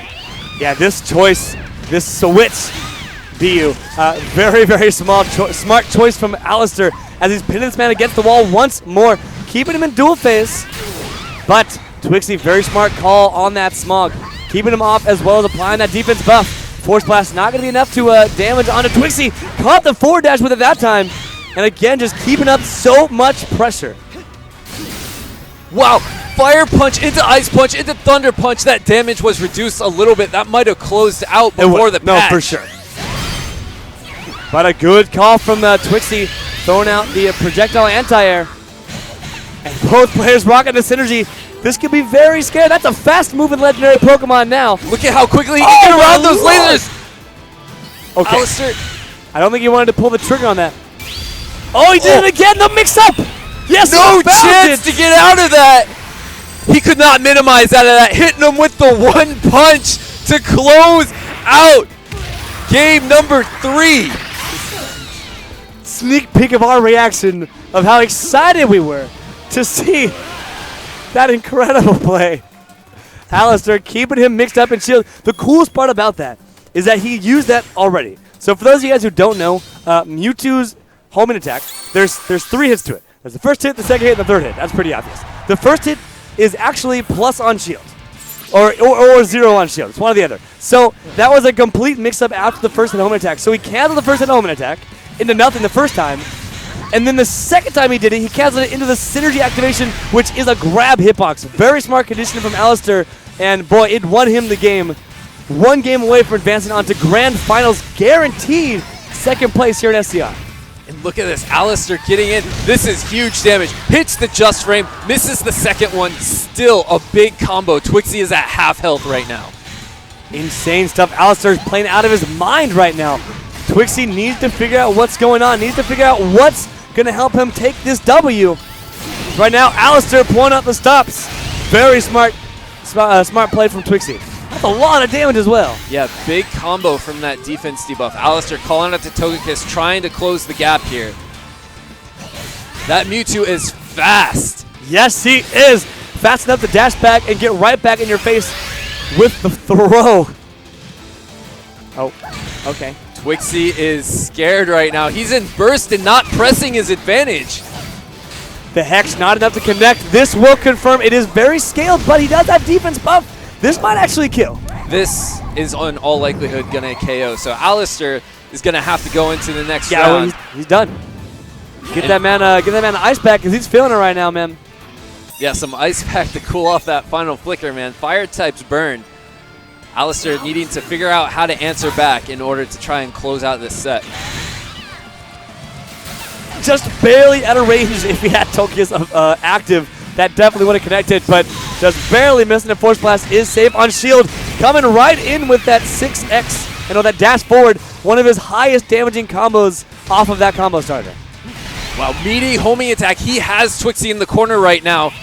In more ways than one, especially emotionally, but got out of the corner immediately. That is very never mind. Crit overheat with rage. Huge damage. Twixie gets to clear the debuffs with Espeon. Togekiss. So Alistair can work his way in with this speed buff.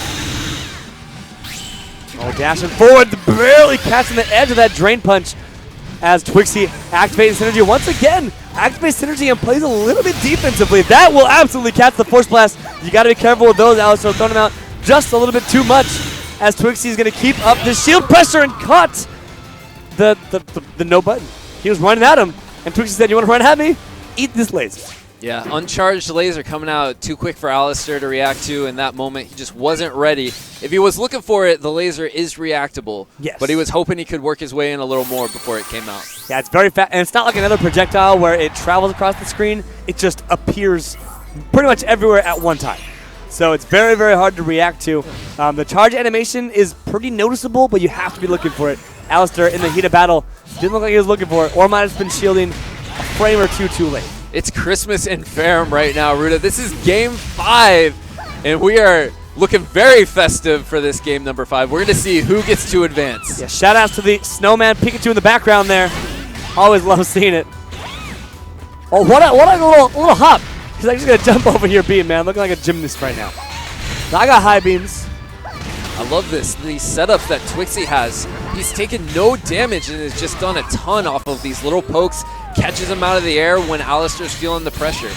This is looking like game 1 Twixie right now. Setting himself up for a very, very strong start to game number 5 here in Winners Finals, man. And that might just be the pressure he needed to get yet another perfect out of this set and off of Alistair.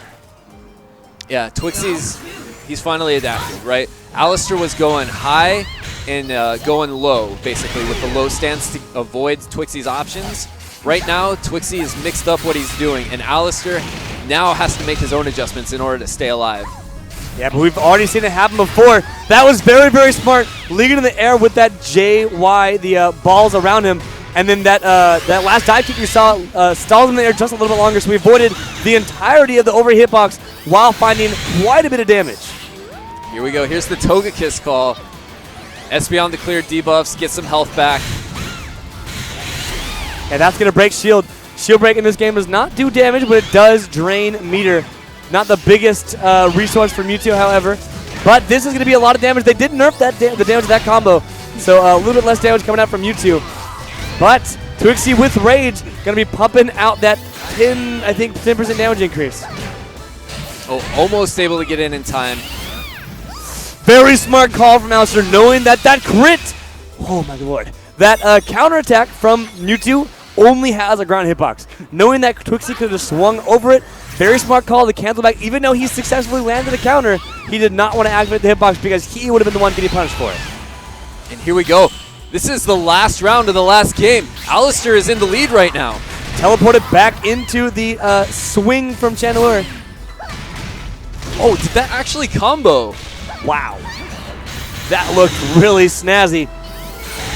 Very, very even game. Alistair has that attack debuff, so he's pumping out just a little bit less damage. Looks like it's about to fall off, however. And just immediately getting right in his face as the damage debuff was falling off. That was a maximum damage homing attack. But Ooh. That was a very high damage overheat, even in the game right back up. Twixie very, very quick to respond this game number 5, round number 3. Wow. What a call! That Mewtwo homing attack looked like it was coming out. Alistair stops at the last possible second. Is this is a crit combo. Is this enough damage? No, he drops it. And Twixie, what a call, knowing the throw was coming. Going to even this game right back up. We are still in duel phase. The activation is going to be there. That's going to stop all mix-up opportunity. The Hex just out of range. Oh, Alistair not finding the confirm. This might be it. No.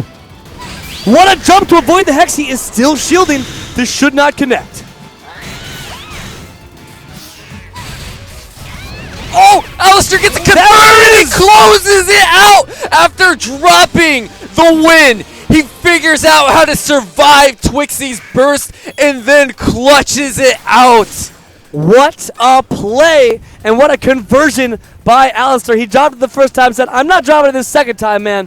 What a play and what a very, very high-tense situation right at the end of game number 5. Alistair. Beautiful, beautiful play, and I love that he kept his composure, even though, like you said, he dropped that combo at the end when it mattered. Did not drop it a second time, kept his cool, and he pulled out that W just barely. I'm glad he was holding it together because I was not holding it together right there. Man, that was, I would have fallen apart. Alistair showing you what it's like to be a pro, to be a sponsored player. Yes. Shout outs to STDX Alistair for clutching out that winners finals. Twixie, though, still alive. Is going to have a chance to run it back through the lower bracket. Yes, and he will be playing the winner of Slipping Bug and Coach Steve. Yes, Slipping Bug versus Coach Steve has happened. That's what we were going to see, but we didn't. So Slipping Bug versus Coach Steve will be happening up next. Winner of that playing Twixie. Man, we are down to the Final Four, my friend. The Final Four, we made it. We've made it, man. This top 8, this has been hype. These are, honestly, though, these are the 4 players that I was talking with people about. Absolutely. That we just thought, you know, you and I talked about it a little bit, too. Yeah, like, of course. These guys could, any one of them could win. Yeah. And right now, Alistair is looking good to take his first major in quite a while. This man is, he is a Pokken legend. Yes, he is. In the community, as a player, just as a representative for the brand, just so many things that this guy does. Yeah. Does incredibly well, too. Yeah, quick shout outs to Alistair since, you know, there's no bias for the next 2 games. But shout outs to that man. He does such great work for the Pokken community. As you said, he's not just a player. He's a face. He's a personality. And he's just made so many good connections with some very big companies to bring Pokken up to a spotlight that we've all wanted, that we've all kind of deserved now. So it's now that Pokken DX is here. We're on the big stage here at SCR 2017. So thank you, everyone, providing Pokken the opportunity to be here in the first place. And thank you, everybody, for tuning in to this crazy, crazy top 8 that is just barely unfolding. With still 4 people left. So many possibilities and so many more games still to be played. Yeah, and just to continue off those shout-outs while we got a second, man, shout-outs to Alex Valle, shout-outs to the Level Up series, you know, shout-outs to Any and Any Mura for yesterday and today. Any's our stream producer. Yes, and again, if you guys want to support the guys that are supporting us, Level Up Live, they run so many incredible events. That, you know, if you want to be in the loop with anything fighting game related, just drop that subscribe or follow at least to the Level Up live stream, because these guys are just doing so many incredible things for the entire fighting game community. Alex Valle, of course, if I say that name, I guarantee most of you guys should at least know the name. This man is just a force to be reckoned with within the fighting game community. As a player, as a TO, everything. This man is just a monster in the fighting game community. All right, I can hear it. We're going to the player cam. These guys look ready to go. The question is, who's Coach Steve running? And better yet, who's Slippin' Bug running? Here it is. This is the Scizor. I thought this could happen. I thought he might go back to it. Yeah, this is exactly what you called, if you guys remember, about 4.5 years ago when we were talking about Slipping Bug. By 4.5 years, I mean 3 sets ago. We expected him to pull out the Scizor against Coach Steve. But, man, Coach Steve is just so good with this pressure. We've seen him time and time again already just stomp players with this Weavile, but there it is. There it is, Slippin' Bug showing you that he is more than just a Libre master. Got his scissor mix going right now, too. Charges his swords. That's very important for Scizor to do. Find the opportunities where you can get your swords up. Yeah, you'll see Scizor randomly charge up blue. That is him stocking up on the swords and empowers all of his Pokemon moves. We'll call it out every now and then when you see it. So if you guys aren't familiar, you'll hear it. No worries. But Finnegan is there. That Finnegan is such a solid support. She does a lot of the things Umbreon does. Comes out a little bit slower, but she does confirm into a lot of moves. That was cute. Whiffing a fake meaty attack into a grab there is Coach Steve. Very impressive option to pull out there. The mind games are, in fact, 100% in lock. On the burst right now, too. Oh, but Coach Steve, so much shield pressure. You'll rarely see Coach Steve go for those throws except for mix-up situations. So I love that he was kind of waiting for that option until the very, very end of the round where he now has life lead. You can see him running around those icicles. But because Synergy ran out, so did his icicles. Slipping Bug going to activate Synergy to gain the life lead and activate Burst just to quite.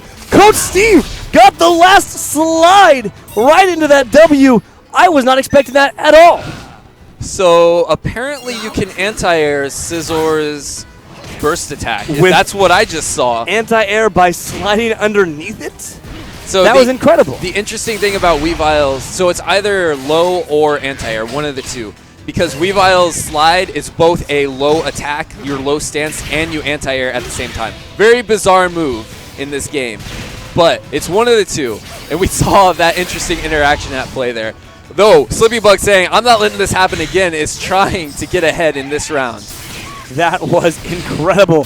That was either the smartest call I've ever seen from Coach Steve or just a very lucky button press. But I'm going to go with incredible call from Coach Steve as we move on in this bracket. And Coach Steve just keeping up that pressure. There's one of those sword confirms out of the out of the U-turn, yeah. And here we go. That's a Slippy lot Bug of holding that shield. He's going to be in a rough situation here. But like I said, Finnegan is so good for also getting conversions out of it. Might not come off frame one, but it does provide some invincibility and a lot of follow-up potential. So bullet punch into X-Scissor there.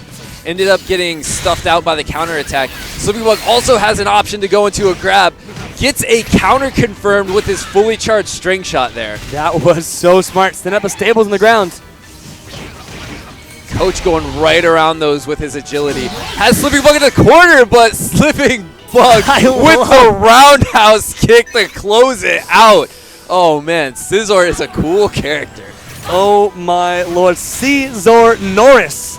Back at it again with the roundhouse kick, man. The staple activation coming in for Slipping Bug there. Activated Synergy right in the middle of that conversion. Yeah, that was actually really smart. He didn't want to take the shield break and lose that meter. Yeah, very, very smart. Like you said, man, has both players now with that synergy activated. They're going to play this mid-range. But I feel like with synergy activated, Scizor does have advantage. Can he punish that? He can punish that with synergy, right? Oh, no, no. Oh, he could. Maybe not. But that's going to be right at the end of it to at least get some chip. It is safe on block. Oh, that was definitely punishable. Coach missed his timing there. And Slipping Bug with the Metal Claw conversion. Look at this combo into the Bug Bite. That does so much more than just damage. We were talking about it a little bit earlier. At Drain Synergy, it steals buffs. Crazy, crazy, crazy follow-up. Bug Bite. Coach Steve with the corner pressure. Slipping Bug fighting his way out. Hits him with the X-Scissor. Slipping Bug snipping his way into that W right there. Game number 1 going to Slipping Bug. And this is not finals. So I believe this is best of 3. Yeah, we're going back to a best of 3 just for this game, and then the rest of the tournament will be back to best of 5. Yes, indeed. We're here on the volcano. Someone you wouldn't be able to see anywhere else except for this beautiful new game we love and call Pokken DX. Here we are. Going with the anti-air support again, Rotom. Anytime you jump, you're going to knock somebody out of the air with that Rotom. Anytime they jump or you put them in the air. So a lot of really interesting conversions, instant interactions with that support. But Coach Steve, very smart call. Ice Cream crashing right down on top of Slipping Bug into a very beautiful conversion. Didn't want to phase shift, could have. Gets a nice little reset off of the pressure there. And now Coach Steve is trying to set up his traps. But the string shot has range. Yes, it does. And he also has conversions, doing the loops and ending it with what a beautiful conversion. Scizor is anime. Scizor is anime. Scizor is style. Look at these combos. Is this going to close it out? It is. Weavile splatting against the wall. Wow! Slipping Bug pulling out the craziest conversions here in what might be the last game and the last round of this tournament set. And that is the second time. And for anybody else whose mind is blown, Scissor's dash is actually a run stance where he can destroy weak projectiles like Weavile snowballs. Absolutely crazy. Oh, absolutely incredible. As Finnegan coming in, stuffing Slipping Bug's approach, but this should connect.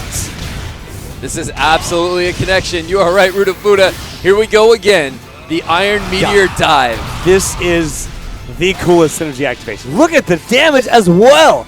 Slipping Bug taking a very considerable lead. Coach Steve going to have to respond with synergy. 50 seconds on the clock. He has plenty of time to bring this back, but there is quite a life deficit.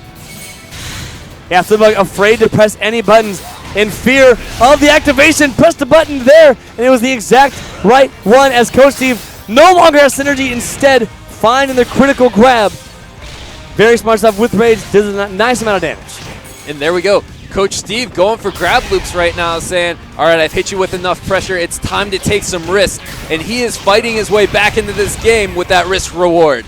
Yeah, with 100 HP left, that's going to counter Pierce, and it should also take that round, staying alive here in the loser's bracket and here in game number 2 on the board finally in this second game. There we go. Opens up with a homing attack, and Slipping Bug is catching up on meter. Weavile is already there.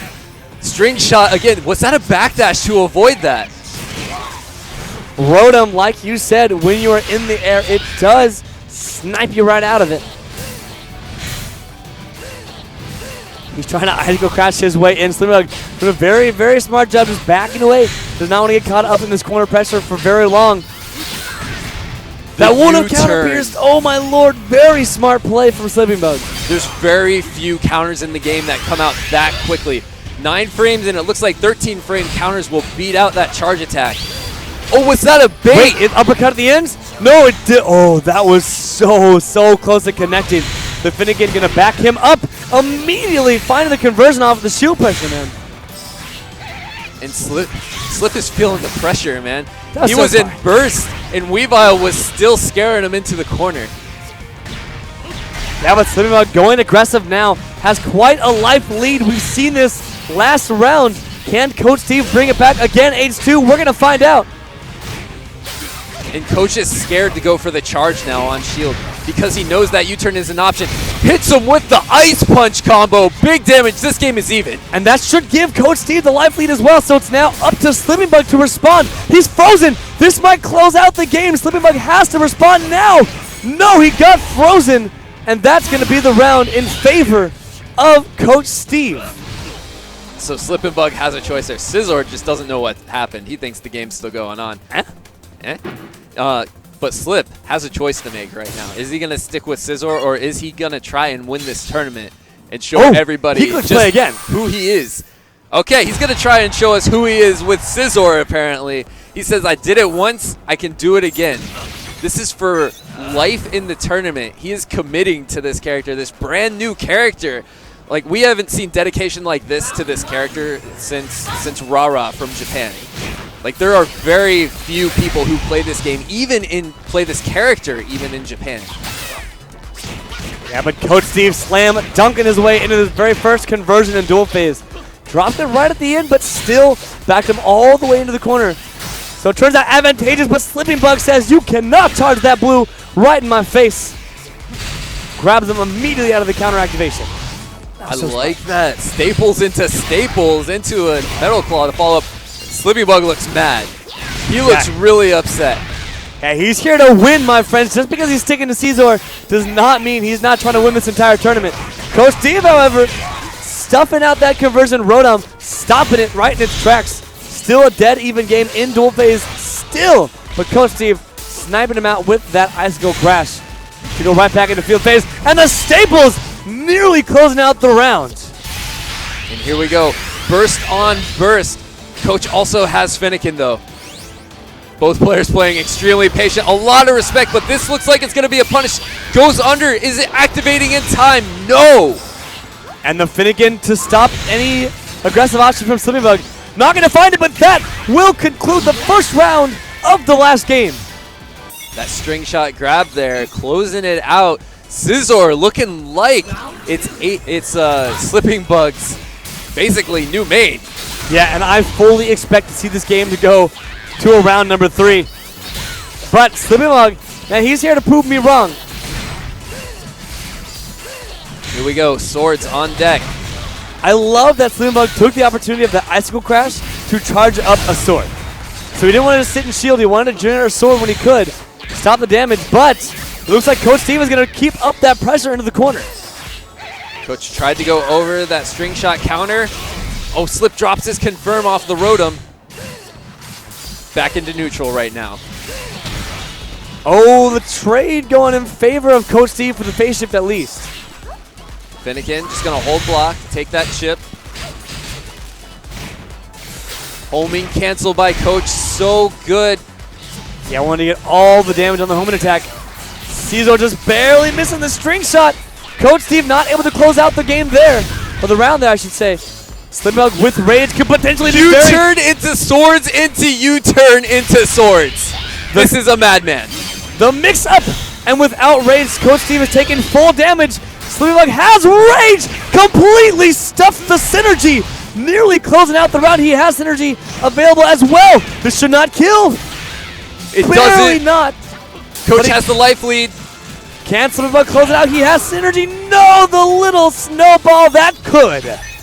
Like I said, my friends, round number 3, game number 3. This is the last round of this tournament set. Winner going on to losers finals. Coach Steve looking good here in the start. And that was such a close round number 1. We're going to see what happens in round number 2. Both of these players staying very even right now, though Weavile has the big meter advantage. Going into burst right now to try and press that advantage. Yeah, but another U-turn from Slipping Bug. Pulling out all of the stops right now. Stuffs out the Night Slash. And Coach Steve playing so well, but the string shot to go through Coach Steve's defenses. This is a dead even game if I have not seen one myself.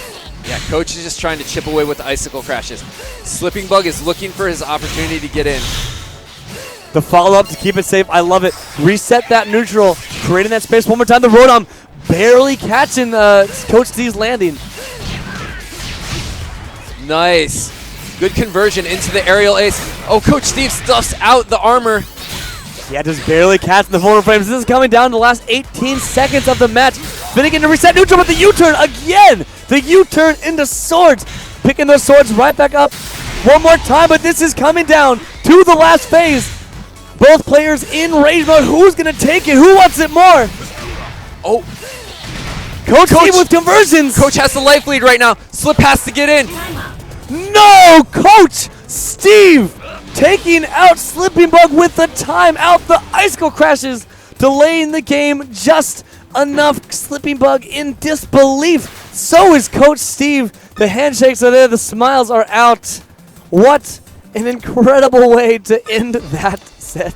So it's not all bad news for Slipping Bug because at the end, literally at the last second, he saw his hover dash go right through an icicle crash. So that's knowledge, right? That's knowledge. That's something you can take going forward, right? You still got something out of this. You got 4th at this tournament. Like, first of all, At there's a that. super stack tournament, the very first Pokken DX major ever. Yeah.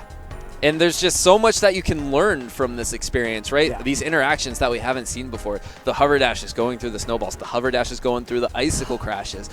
Being able to U-turn in order to deal with Weavile's normal pressure because it's such a fast counter option. It's crazy, man. Crazy, crazy stuff.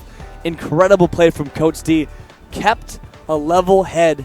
And with all of that excitement, I think we need to take one last final break to give Coach Steve some time to rest because he's going right into the next set. So as Coach Steve takes a very, very, very short breather, we're going to catch you guys on the flip side for losers finals and, of course, grand finals. Coming up next. Stay tuned.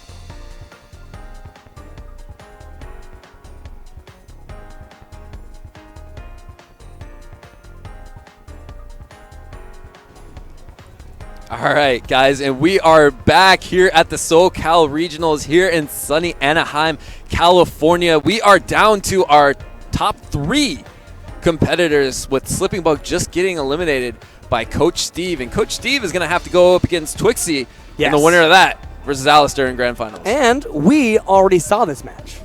This already happened today, right? This already did happen today. This happened today right. in winners' quarters. This was the second winners set of top 8 today. So Coach Steve having his run back. So first, it was Twixie's run back at Coach Steve. And now, the camera switched. You can't see me doing sweet hand signals. Now it's Coach Steve's run back at Twixie. That's right. It's the run back of the run back. We've just got run backs on run backs here. And Coach Steve sitting on the Wii pile right now, it looked like he felt more comfortable on the Garchomp. But we're going to see what he ends up going with. He's taking his time trying to, make an educated decision. Of course. This man's a coach. He knows what he's doing. He's also insane. For those of you guys who don't know the history of Coach Steve, this man is playing behind. And he is in rage mode, in full 100% focus mode. He is not Coach Steve. He is known as Insane. I-N-S-A-Y-N-E. Insane. And I don't know. Are we going to see Coach Steve? Or are we going to see Insane today here in Losers Finals? He better bring out all the stops, because he's going to need it against a guy like Twixie. Yeah, Twixie, no slouch. We haven't touched on him at all yet, but this man, with his little chandelier, that chandelier, is actually number 3 in NA right now. Yes, he is, man. Phenomenal player, been around for, this is actually one of the the newest players in the Pokken community. So he's pretty fresh still, been around, kind of a veteran now, but one of the newer players in the community. So to see him performing like this at a large-scale tournament, so incredible. Right now, doing some good work against Coach Steve. Yeah, Coach able to get a little Dragon Claw confirmed there, making himself plus. Wow, Overblast on Smog. This is a punish right now. Oh, yes. No, barely dropped it right there at the end. But the cool thing about dropping combos in the corner as Garchomp is it just sets up for more combos. Garchomp is I'm going to get you into the corner, and I'm going to smack you down until I let you get back up. Twixie tricked him right there, called the Espeon to make him think that Coach would be plus, but Coach was actually minus and ends up eating a little field phase combo there. Twixie is almost fully charged on meter. Oh, but that beautiful, beautiful play there from Twixie, stopping the dive, or stopping the dig immersion there. I love the corner reversal that Twixie just did. Again, lots of value. Oh, not able to get the right hit of dig there. The first hit connecting. Has no hit stun, unfortunately. Yes, and that is not safe on shield right there. Smart play from Twixie, man. Here we go. Coach trying to open him up. Catches him pressing buttons, but it's a trade. Alrighty, again. Always ending with with Smog whenever he can. It is the move that applies that defense debuff. A very, very scary thing, especially when Hex is a threat. Speaking of Hex, what do we got right here? We got a Hex with a defense debuff. That's some pretty decent damage. That didn't look like much, but on a 660 health pool like Garchomp has, that's a lot. Nice chunk. Yes, it is in the counter. Gonna convert because Steve running right at him. Guns a-blazing. Oh, hits the dive kick. Big damage. He's in rage. Look at this health bar disintegrate. Gonna keep him in phase with the grab. Very smart play from Steve, getting all the damage he can. Amolga gonna set up for some more shield pressure, but Twixie just sliding right under that man. Coach Steve saying, no, stop that. Coach pulling him in, gets a grab, not quite enough to KO. But with 18 seconds on the clock, Coach Steve, oh my lord. Oh, it doesn't matter, just come on and slam. And welcome to the jam. That's right, Coach Steve hits him with the overhead, knocking him out of the sky, saying, get that chandelier down here. What a play. Coach Steve evening up this game number 1. 1 a pop here. And remember, as we've said, everything from now on is best of 5. So prepare for a long set here with these two players. I expect last round in almost every single game, as these players are just so incredibly evenly matched. So this happened before, but Twixie is scared of getting dig into digged. He's playing very, very patiently, not going into minimize at all because he doesn't want to have to deal with basically the monster that is Coach Steve. But this guy is in burst right now, gets hexed. And he just jumped right into that, man. Because there are no debuffs that did not do maximum damage. But the minimize is active, but like you said earlier, you can grab minimize. You are not safe. You are not safe. And this is going to give Coach a huge lead. Twixie is going to be in red health after this for sure. And Coach will only need one more mix, maybe one more mix, in order to close it out. Oh, well, the pizza cutter slicing up some pepperoni pizza. But with Rage, Twixie absolutely can bring this badge. I have seen 237 damage combo come out of a Chandelure, but with that one hit, it is a dead even game here in field phase, where Chandelure usually shines. Oh, Twixie getting the health back from Espeon. That literally saved his life. Oh my lord, Twixie needs to find some damage here, but no, my lord. And Coach Steve clutches it out with the grab. That was a crazy scramble at the end there. Both players basically saw the timer running out and said, I have to do something. Coach throws out the grab, and then Twixie just dashes forward into the loving arms. The loving arms of this torpedo shark. Yeah, you don't like getting thrown into a tornado? Is that not a thing? I thought that was a show of affection. You know, generally I don't. But you know who does? Coach Steve loves that. That's his favorite kind of hugs. Twixie trying to apply the pressure. Look at that shield. Though he put himself in the corner, trying to fight his way out already. Why does nobody call that Sharknado? Sharknado? You know, I think it's because of the movie. I think that's probably why they don't do it. A little bit that. But Twixie utilizing this defense debuff to all kinds of new damage, man. 249 already left on to Coach Steve. But because of Rage Mode, this is unfortunately for Twixie still a very even game. Nice. Hits him with the pizza cutter. Oh, overheat. This is big damage. Oh my lord. The critical overheat and immediately getting rid of those debuffs. For those of you guys who don't know, overheat, very, very high damage. Has to whenever it beats most moves, but it does apply an attack and a defense debuff. Espeon, the support Pokemon, does clear both of those debuffs. And so now Twixie with all the advantage in the world. And that's the Will-O-Wisp was what it looked like to close out that round. Yeah. Twixie advancing, man. Coach thought he could get under it with the dig. Just didn't come out in time. Was a good read. Just didn't have the right timing for it. And now he's just continuing on with these conversions. Setting up as much damage as he can. The Will-O-Wisp, of course, you can dig right underneath those. Oh, Twixie holding on to the counter for as long as he can, able to get through the dive kick. Yeah, Twixie's defense is just phenomenal right now. He's keeping up this zone as he should on a character like this. You can now kind of see the perspective of Coach, see how hard it is to really maneuver around his projectiles. They're so hard to predict.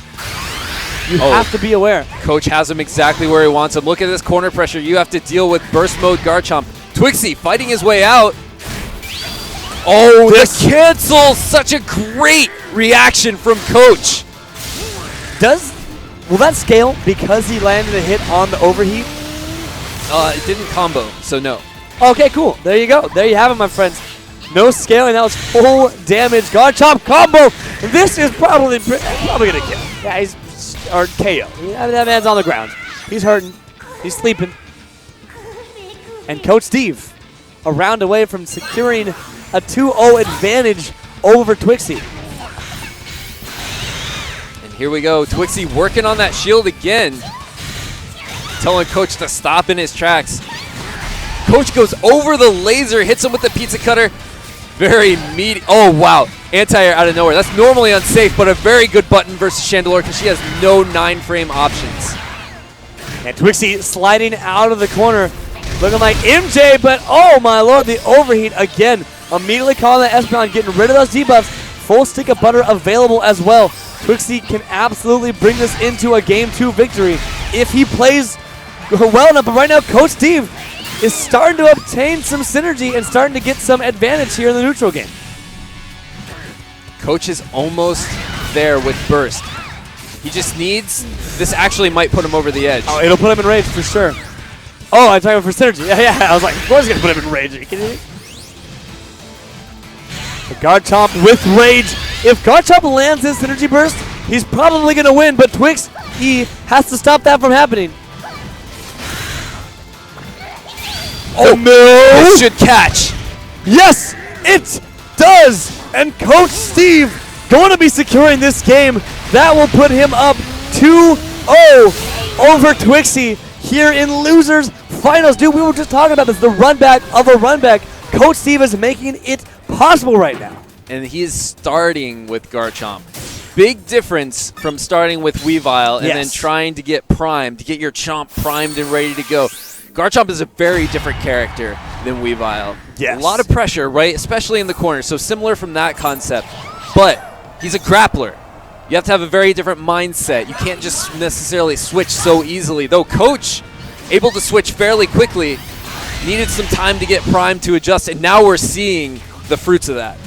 Yes, absolutely. The fruit of all of the labor here today, man.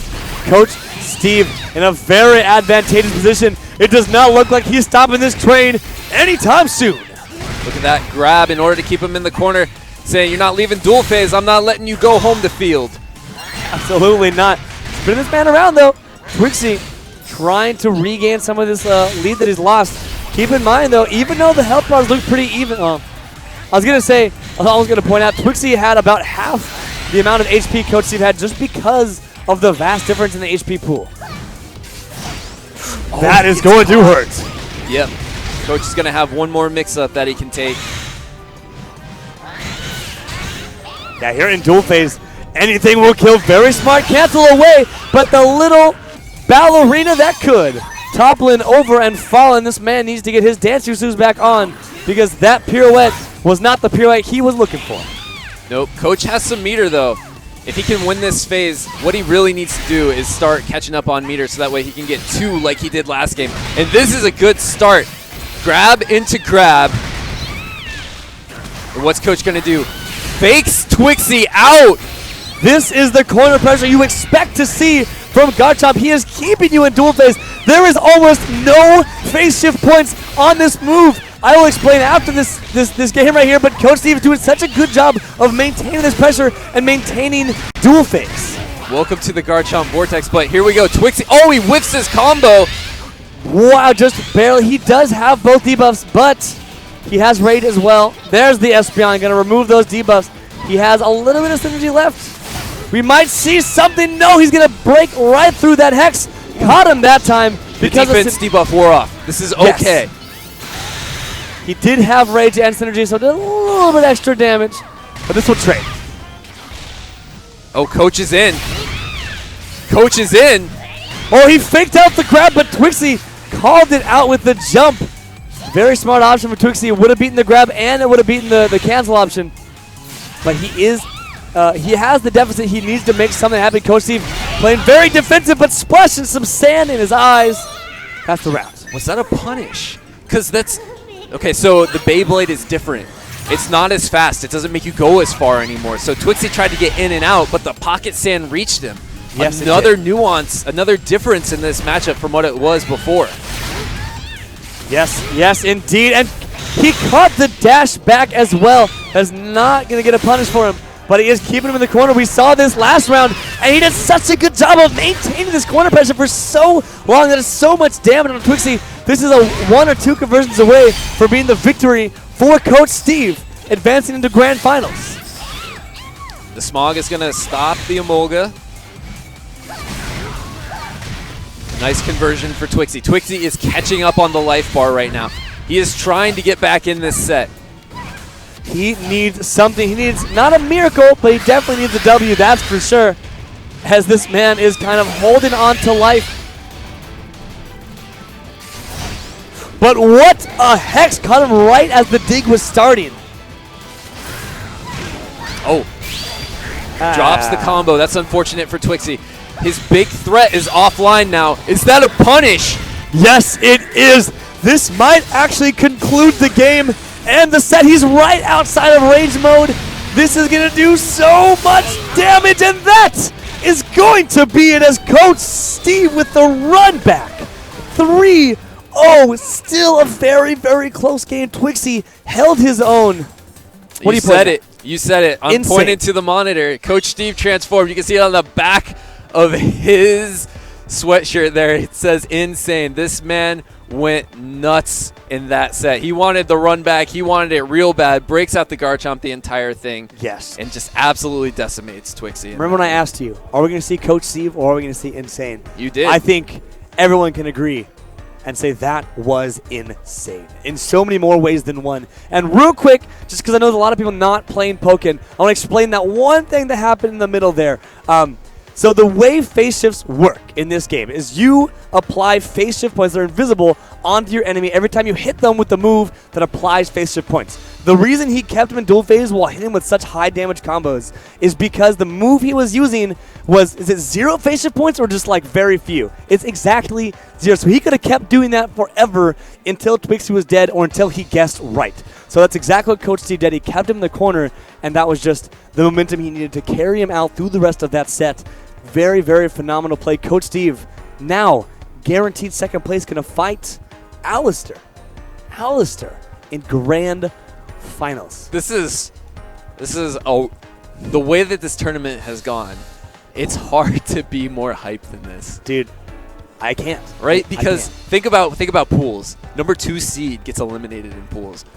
To a Wi-Fi legend, right? A Wi-Fi master, Mustafa, comes through. And then maybe the top 8 moment was too big for him, you know? Maybe he ran out of gas, but he was still amazing. Mustafa shows up out of nowhere, this guy, and eliminates Suicune Master. And then Slipping Bug going all Scizor the entire tournament. Breaks out the Libre once. Just once. Obscure. Against Obscure, just he must have felt a little disrespected. It's the Mewtwo matchup, man. I don't know much about seasonal matchups, but that was looking hard. And Slipping Bug switched it up, took the W when he needed it, but he went on to 4th place. 4th place. So number 1 NA picks up a brand new character, gets 4th in the first new tournament of the new season on the Pokken Arena circuit. Yeah, exactly. So, yeah, speaking of Pokken Arena, right? That's a pretty good segue. What's Pokken Arena? Pokken Arena, the PokkenArena.com, the forums PokkenArena.com. People like to post a bunch of information. Are you telling me that there is a large pool of information on even the brand new characters that just released full guides on characters like Darkrai and many others already accessible to you guys online on a forum? I mean, I'm just saying, there's people like Balamar who are posting threads about all the new Decidueye. Balamar, the guy who got 5th place here today at guy. SCR, a top player, very well known, and top player with a lot of information, posting guides on characters. Yeah. Not just characters, but general game mechanics. Yes, exactly. So, for real though, PokkenArena.com, shout outs to, Quiet and everybody who runs that site, moderates it, and puts all the content up there and tries to link everybody together. Discord.gg/Pokken as well if you guys want to check that out. It's an amazing place to learn, amazing place to chat about the game in general. And I know there's a lot of people in here that have not played Pokken and are interested in getting into it. That is the best place to look. It's the best place to talk. Players like Slipping Bug, all the players in top 8 right now use that as their main way to communicate, and they will play first to 10 sets with you. They'll play first to anything with you, record it, send you information, and talk to you about it. Of course, not just the Discord is helpful. The website. I was on the website preparing for this event to cast it because I was trying to find information about the new characters. There is a beautiful guide. Shouts to Midori.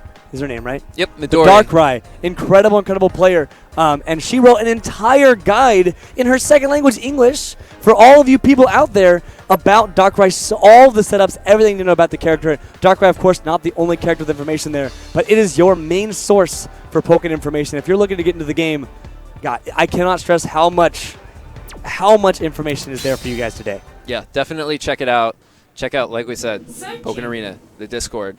We also have a subreddit, so check out any source of information online that you guys want. We have all kinds of information online. Like, follow people on Twitter too, obviously. And I know that there's a big push right now to get everybody to Pokken Arena, so that way we can see and compile all of this great new information. Yes, and right before we get in, the last thing I want to say is the best part about Pokken Arena is the information is ever updated. It never stops. It's not where it is today is not where it's going to be tomorrow. People are always updating, always posting stuff. It is where it's going to be tomorrow. That's the great thing about it. It's No, what I'm always saying in is one like spot. the amount of information there is always increasing, so it's always going to be better every single night. But enough of that. You guys know the deal. You know where to look. You guys know where to check. We got the final matchup. Maybe not the final set. We might see a reset. But for sure, the final matchup of the day. Coach Steve, a fiend, ran through loser's bracket. Very well-known Panda Global player versus STDX Alistair from winner's bracket, rocking Mewtwo versus Weavile today. And here we go. Coach Steve already working on that corner pressure. Got the Night Slash combo. Big damage. Doesn't want to shift yet. Trying to reset him. He has also to add how phase shifting works. There are some moves in the game, regardless of phase shift points, that will guarantee phase shift if landed. Coach Steve avoided that last conversion that would have put him into field phase just to keep him there to increase his damage in that phase. And look at that fire punch damage right there. That combo looking like pre-patch. Oh, Weavile getting out of the corner. That's the nice thing about Icicle Crash. It makes you a very mobile character. Togekiss, another thing that'll make you a very mobile character, yeah. especially on someone like Mewtwo. Yeah, it makes you run extra fast. But Poplio's here, man. Kaliski's been pulling out Poplio. He's actually the only player today at SCR on stream to pull out the new support set, Poplio and Litten. And he's using it for both Pikachu and Weavile. He's using it in a very similar way. But right now, doesn't matter what support he's running, Alistair is putting him through the ringer. This might actually kill with the home attack follow-up. Yes, it will. Sure, you can. And that was really smart. Alistair hits him with the attack. Immediately goes into barrier to try to cover anything, and then follows up with a grab. A lot of option coverage there. Yes, indeed. And there again, that's another one of those instances where he didn't go for that third hit just to keep him in the phase. Mewtwo really does shine in field phase. He has a very solid neutral game. But Coach Steve, here in dual phase, putting on the hurt right now. Yeah, look at that. All of that pressure, that fully charged attack that he's doing is super plus. Yes, it is. And Alistair finding the throw, not the highest damaging throw in the game, but because of Weavile's very low HP pool, it did a significant amount to his life bar. Here we go. Alistair getting the grab, trying to close out this first game. Yeah, Alistair is playing so well right now. Coach Steve with rage. That resets phase shift points as well. So if you find yourself up close in their face, oh my lord, well now you have time to explain. If you find yourself in someone's face and you already applied phase shift points to them, when you activate Synergy on top of them, it resets the phase shift points, giving you a whole nother dual phase last in. And Weavile gonna take the round right there. Beautiful stuff, Coach Steve. Incredible awareness, incredible play, and pressure to take that round. Yeah, that ice trap hitting Mewtwo. He thought he could get out of shield, but as soon as he dropped shield, he fell into the trap. Really tricky stuff by Coach. Yo, 1.1 combos. I love it. The barrier confusion into Hyper Beam. That thing's been around forever. Coach working on the chip damage right now. Just throwing the icicle crashes. Alistair thought he could catch him. Switches the corner on Coach, though, and this is a corner combo. Yes, it is going to carry him right into the corner with the wall splat damage. Wall splat, for you guys that don't know, is always an extra 30 regardless of scale at the end of your combos. So it's always nice to get your opponent into the wall. Resets back neutral as well. And what a call from Alistair. That, with the hypnosis, will close outside the telekinesis. There you go. With telekinesis, we'll make a very sad Weavile. I'm just going to take a nap. Weavile's a little tired. He's exhausted. We'll see if Coach is thinking Weavile's a little too exhausted too, and if he's going to make a character swap. It looks. We are back at the character select screen, so somebody's making some changes, and I got a feeling it's Coach. I got a feeling. He might be making a support swap, though. Okay, no, he's... Well, I don't want to say yet. I don't know if it's being blasted. Actually, I'm pretty sure the screen is right there, so they can see everything. If Alistair wants to take a quick peek, he can. Well, they'll tell him that. He shouldn't. But he knows. Are you kidding me? He knows. This man knows. But regardless of whether he snuck a peek real quick, we got Mewtwo versus Pikachu. This is the first Pokemon movie run back. This is Pikachu's going to cry on Ash's dead stone body to revive his master to possibly get a game number 3 here. That's a is a little morbid, but we're definitely getting into this Mewtwo versus Pikachu matchup. The Fire Punch combo to start things off. Not morbid, it happened. Ass lived. But here we are, the Psycho, did not actually get the Just Frames. Anyways, he's probably looking for it. Missed the Just Frames there, but still okay. Side Blade, sorry, not it. Never mind. Side Strike. Side Strike, yeah, it's like Psycho. No, it's Side Blade. There you go. Side Strike. There's Just Frames on there, but Coach Steve finding his Just Frame, but not finding the rest of the conversion. Wow, that was interesting. Yeah, it looks like Coach somehow avoided with the Just Frame. He was able to avoid Mewtwo's counter. Yeah, he jumped over at the end, but Alistair making quick work of that first round, man. Looking nice. Looking really nice. Alistair is in a just dominant position right now. It seems like everything is going his way. Just whenever he needs to make a read, he seems to be like in Coach's head and knows exactly what to do. And just that last round was a perfect example. And we're seeing it right now too. Yeah, he's flipping the wall. That was not a Just Frame. Missed it there. That is the move that has a Just Frame, however. But it's okay. He's chilling. And Coach Steve with the homing attack cancel into the nuzzle with no wall splat. It was a face shift. This will combo into the synergy burst. Is he going to do it? This is huge damage. No, he wants to keep out. Yeah. Oh, wow. Alistair fire punching his way out. Coach still has burst, though. Oh, see, that was smart. He's looking for that 2x right there because that does. It's safe on shield. It's a very nice mid-range poke, and it does confirm into wall splat and into synergy activation, which does extra damage on wall hit. And look at this. Alistair just saying, I'm in a read zone. I know what you're going to do. You can't trick me. I've got you. He grabs his way to victory, and Alistair is now up 2-0 on Coach Steve. What a dominating run from Alistair. He is still in winner's bracket. He's still up 2-0 over Coach Steve, someone who just saw 3-0 Twixie. When Twixie versus Alistair was a very, very, very close set. It was game 5 last round. Wait, no, that was Slipknot. Never knew that was Slipknot. But either way, you know, he's been having close games all day, and right now, Alistair's just running a train through Coach Steve. No, it was Coach Steve. Now, whatever.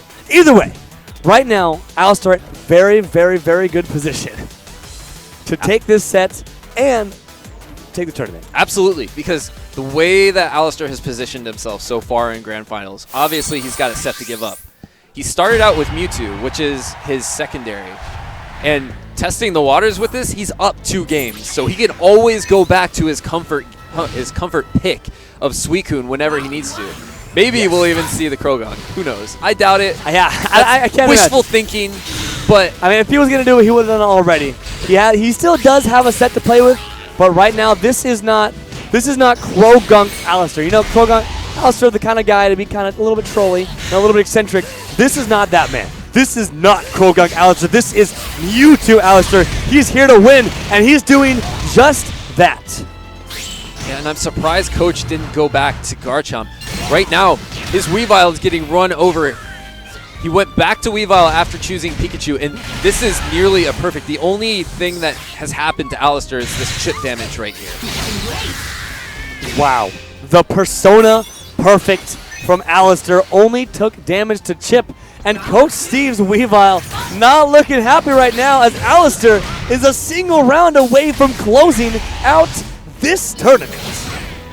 What amazing timing. Tried to hit the dive kick, missed the timing on the follow-up, but still able to fight his way out of a bad situation was Alistair. But he has the corner pressure set up with synergy. Alistair does not want to drop that shield. That was a very risky jump. Coach Steve could have activated the synergy that would have caught him, but Alistair just apparently knew. He knew, man. And Alistair is just running over Coach with Fire Punch and Barrier right now. It seems like that's all he needs to use. Goes into a grab. Coach was ready. Here we go.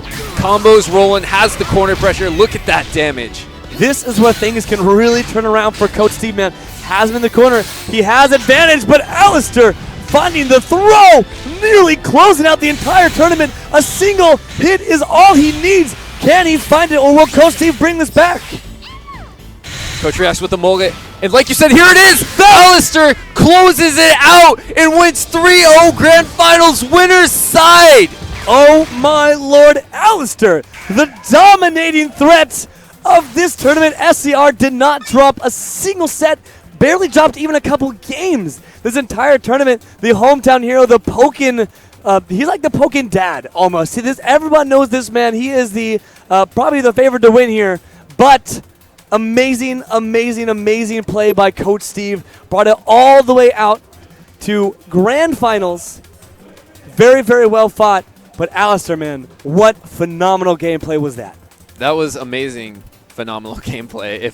If that's even a phrase, I don't know. There's too many adjectives. He needs more adjectives. That's all this man needs. That was just a beautiful play. It was. And shout-outs to Coach Steve. Coach Steve in top 8 in more than just one game. He's on top 8 on winner's side for Marvel as well. So shout-outs to Coach Steve. And shout-outs to Alistair and Twixie as well for making top 3. Yeah, man. I mean, thank you, everybody, and congratulations to every single person who competed here today at SCR. I know a lot of the guys that came here actually traveled just to be here. It's called SoCal Regional, but it was far from that, man. This was not about the regional, and we're going to have this man show off the trophy. You strut that trophy, my friend. You earned that. Look at that, Pokken Tournament DX champion. He's the only person that has a trophy that looks like that says Pokken DX champion on it, man. That's right. That's a nice piece of hardware to take home. That'll be a souvenir to keep forever. Forever. Yeah, man. He is the first person to take a Pokken DX major, and a very, very clean run at that. Not just a clean run, a dominant run. Went through winner's bracket, didn't ever drop a set, finished winner's side, didn't even have to go to his mulligan. This man's like, I'm so good that I'm just going to close it out right now. I don't need another chance. We'll just finish it out in one go. And that was Alistair. He's such an amazing representative of the community. Just everything that he does, he's constantly trying to basically build us up in so many ways. Absolutely. As a player, as a community leader, just so many shout-outs to him. Yeah, and he's just such a sweet guy that when I talked to him this morning, I was like, yo, man, you're going to win? I asked everybody that. Like, yo, man, you're going to win the tournament? And all he said to me was like, I'm going to play. I'm going to do what I can, and if that means I'm going to get a W, then I'll take it. But right now, I'm here to play. I'm not here to win. I just want to play. I love the game. He loves the community especially. This man loves the community, as do we. So much so that when the Japanese players were here for Worlds, this man actually took them to Disneyland. Yeah. That is the kind of leader this guy is. This man cares about the community, about the game, and about a lot of things. Man. He's a big heart. Great player. So again, Alistair, congratulations to this win. I can't imagine. He must be on Cloud9 right now, man. He must be. No, he's on STDX. You're right. STX, my backs. My bad. Figuratively Cloud9. But thank you, everybody, for tuning in today. We hope that you enjoyed this Pokken DX tournament. God, it was such a pleasure to have the opportunity to cast here today for all of you guys. So thank you to the Level Up community, everyone who was in part, Level Up community, Level Up team, as well as everyone who's played a part of making this tournament happen. Shoutouts to everyone who made it possible. Yeah. Shoutouts again to Any, our stream producer. Shoutouts to you, Ruda. Thank you so much. Shoutouts to Alex Valle. Valle, my bad. You tried. I tried. Shoutouts to Alex Valle. There you go. And everybody who has made this experience amazing. This was actually a community-run tournament, right? It was. You guys, I don't know if you guys saw, but that was my setup that was being used up there. You could see the H2 on the name, I'm sure. I was like, man, this is a little awkward. Wish we could have fixed that, but that's okay. Yeah, so thank you again, everybody, for tuning in. If you enjoyed hearing us, we're going to try being at more majors for you guys. So you can follow either of us on Twitter. Twitter tags have been there the whole time. I'm at Rudafuda. And I am. There you go. H2, who are you? I don't know who I am. That's why it took me a second to figure it out. We're going to find it on Twitter. So thank you, everybody, for tuning in. We're going to kick it on over to the next stream. So, again, thanks for tuning in. I will see you guys next time. It's been a pleasure. Enjoy the rest of the stream.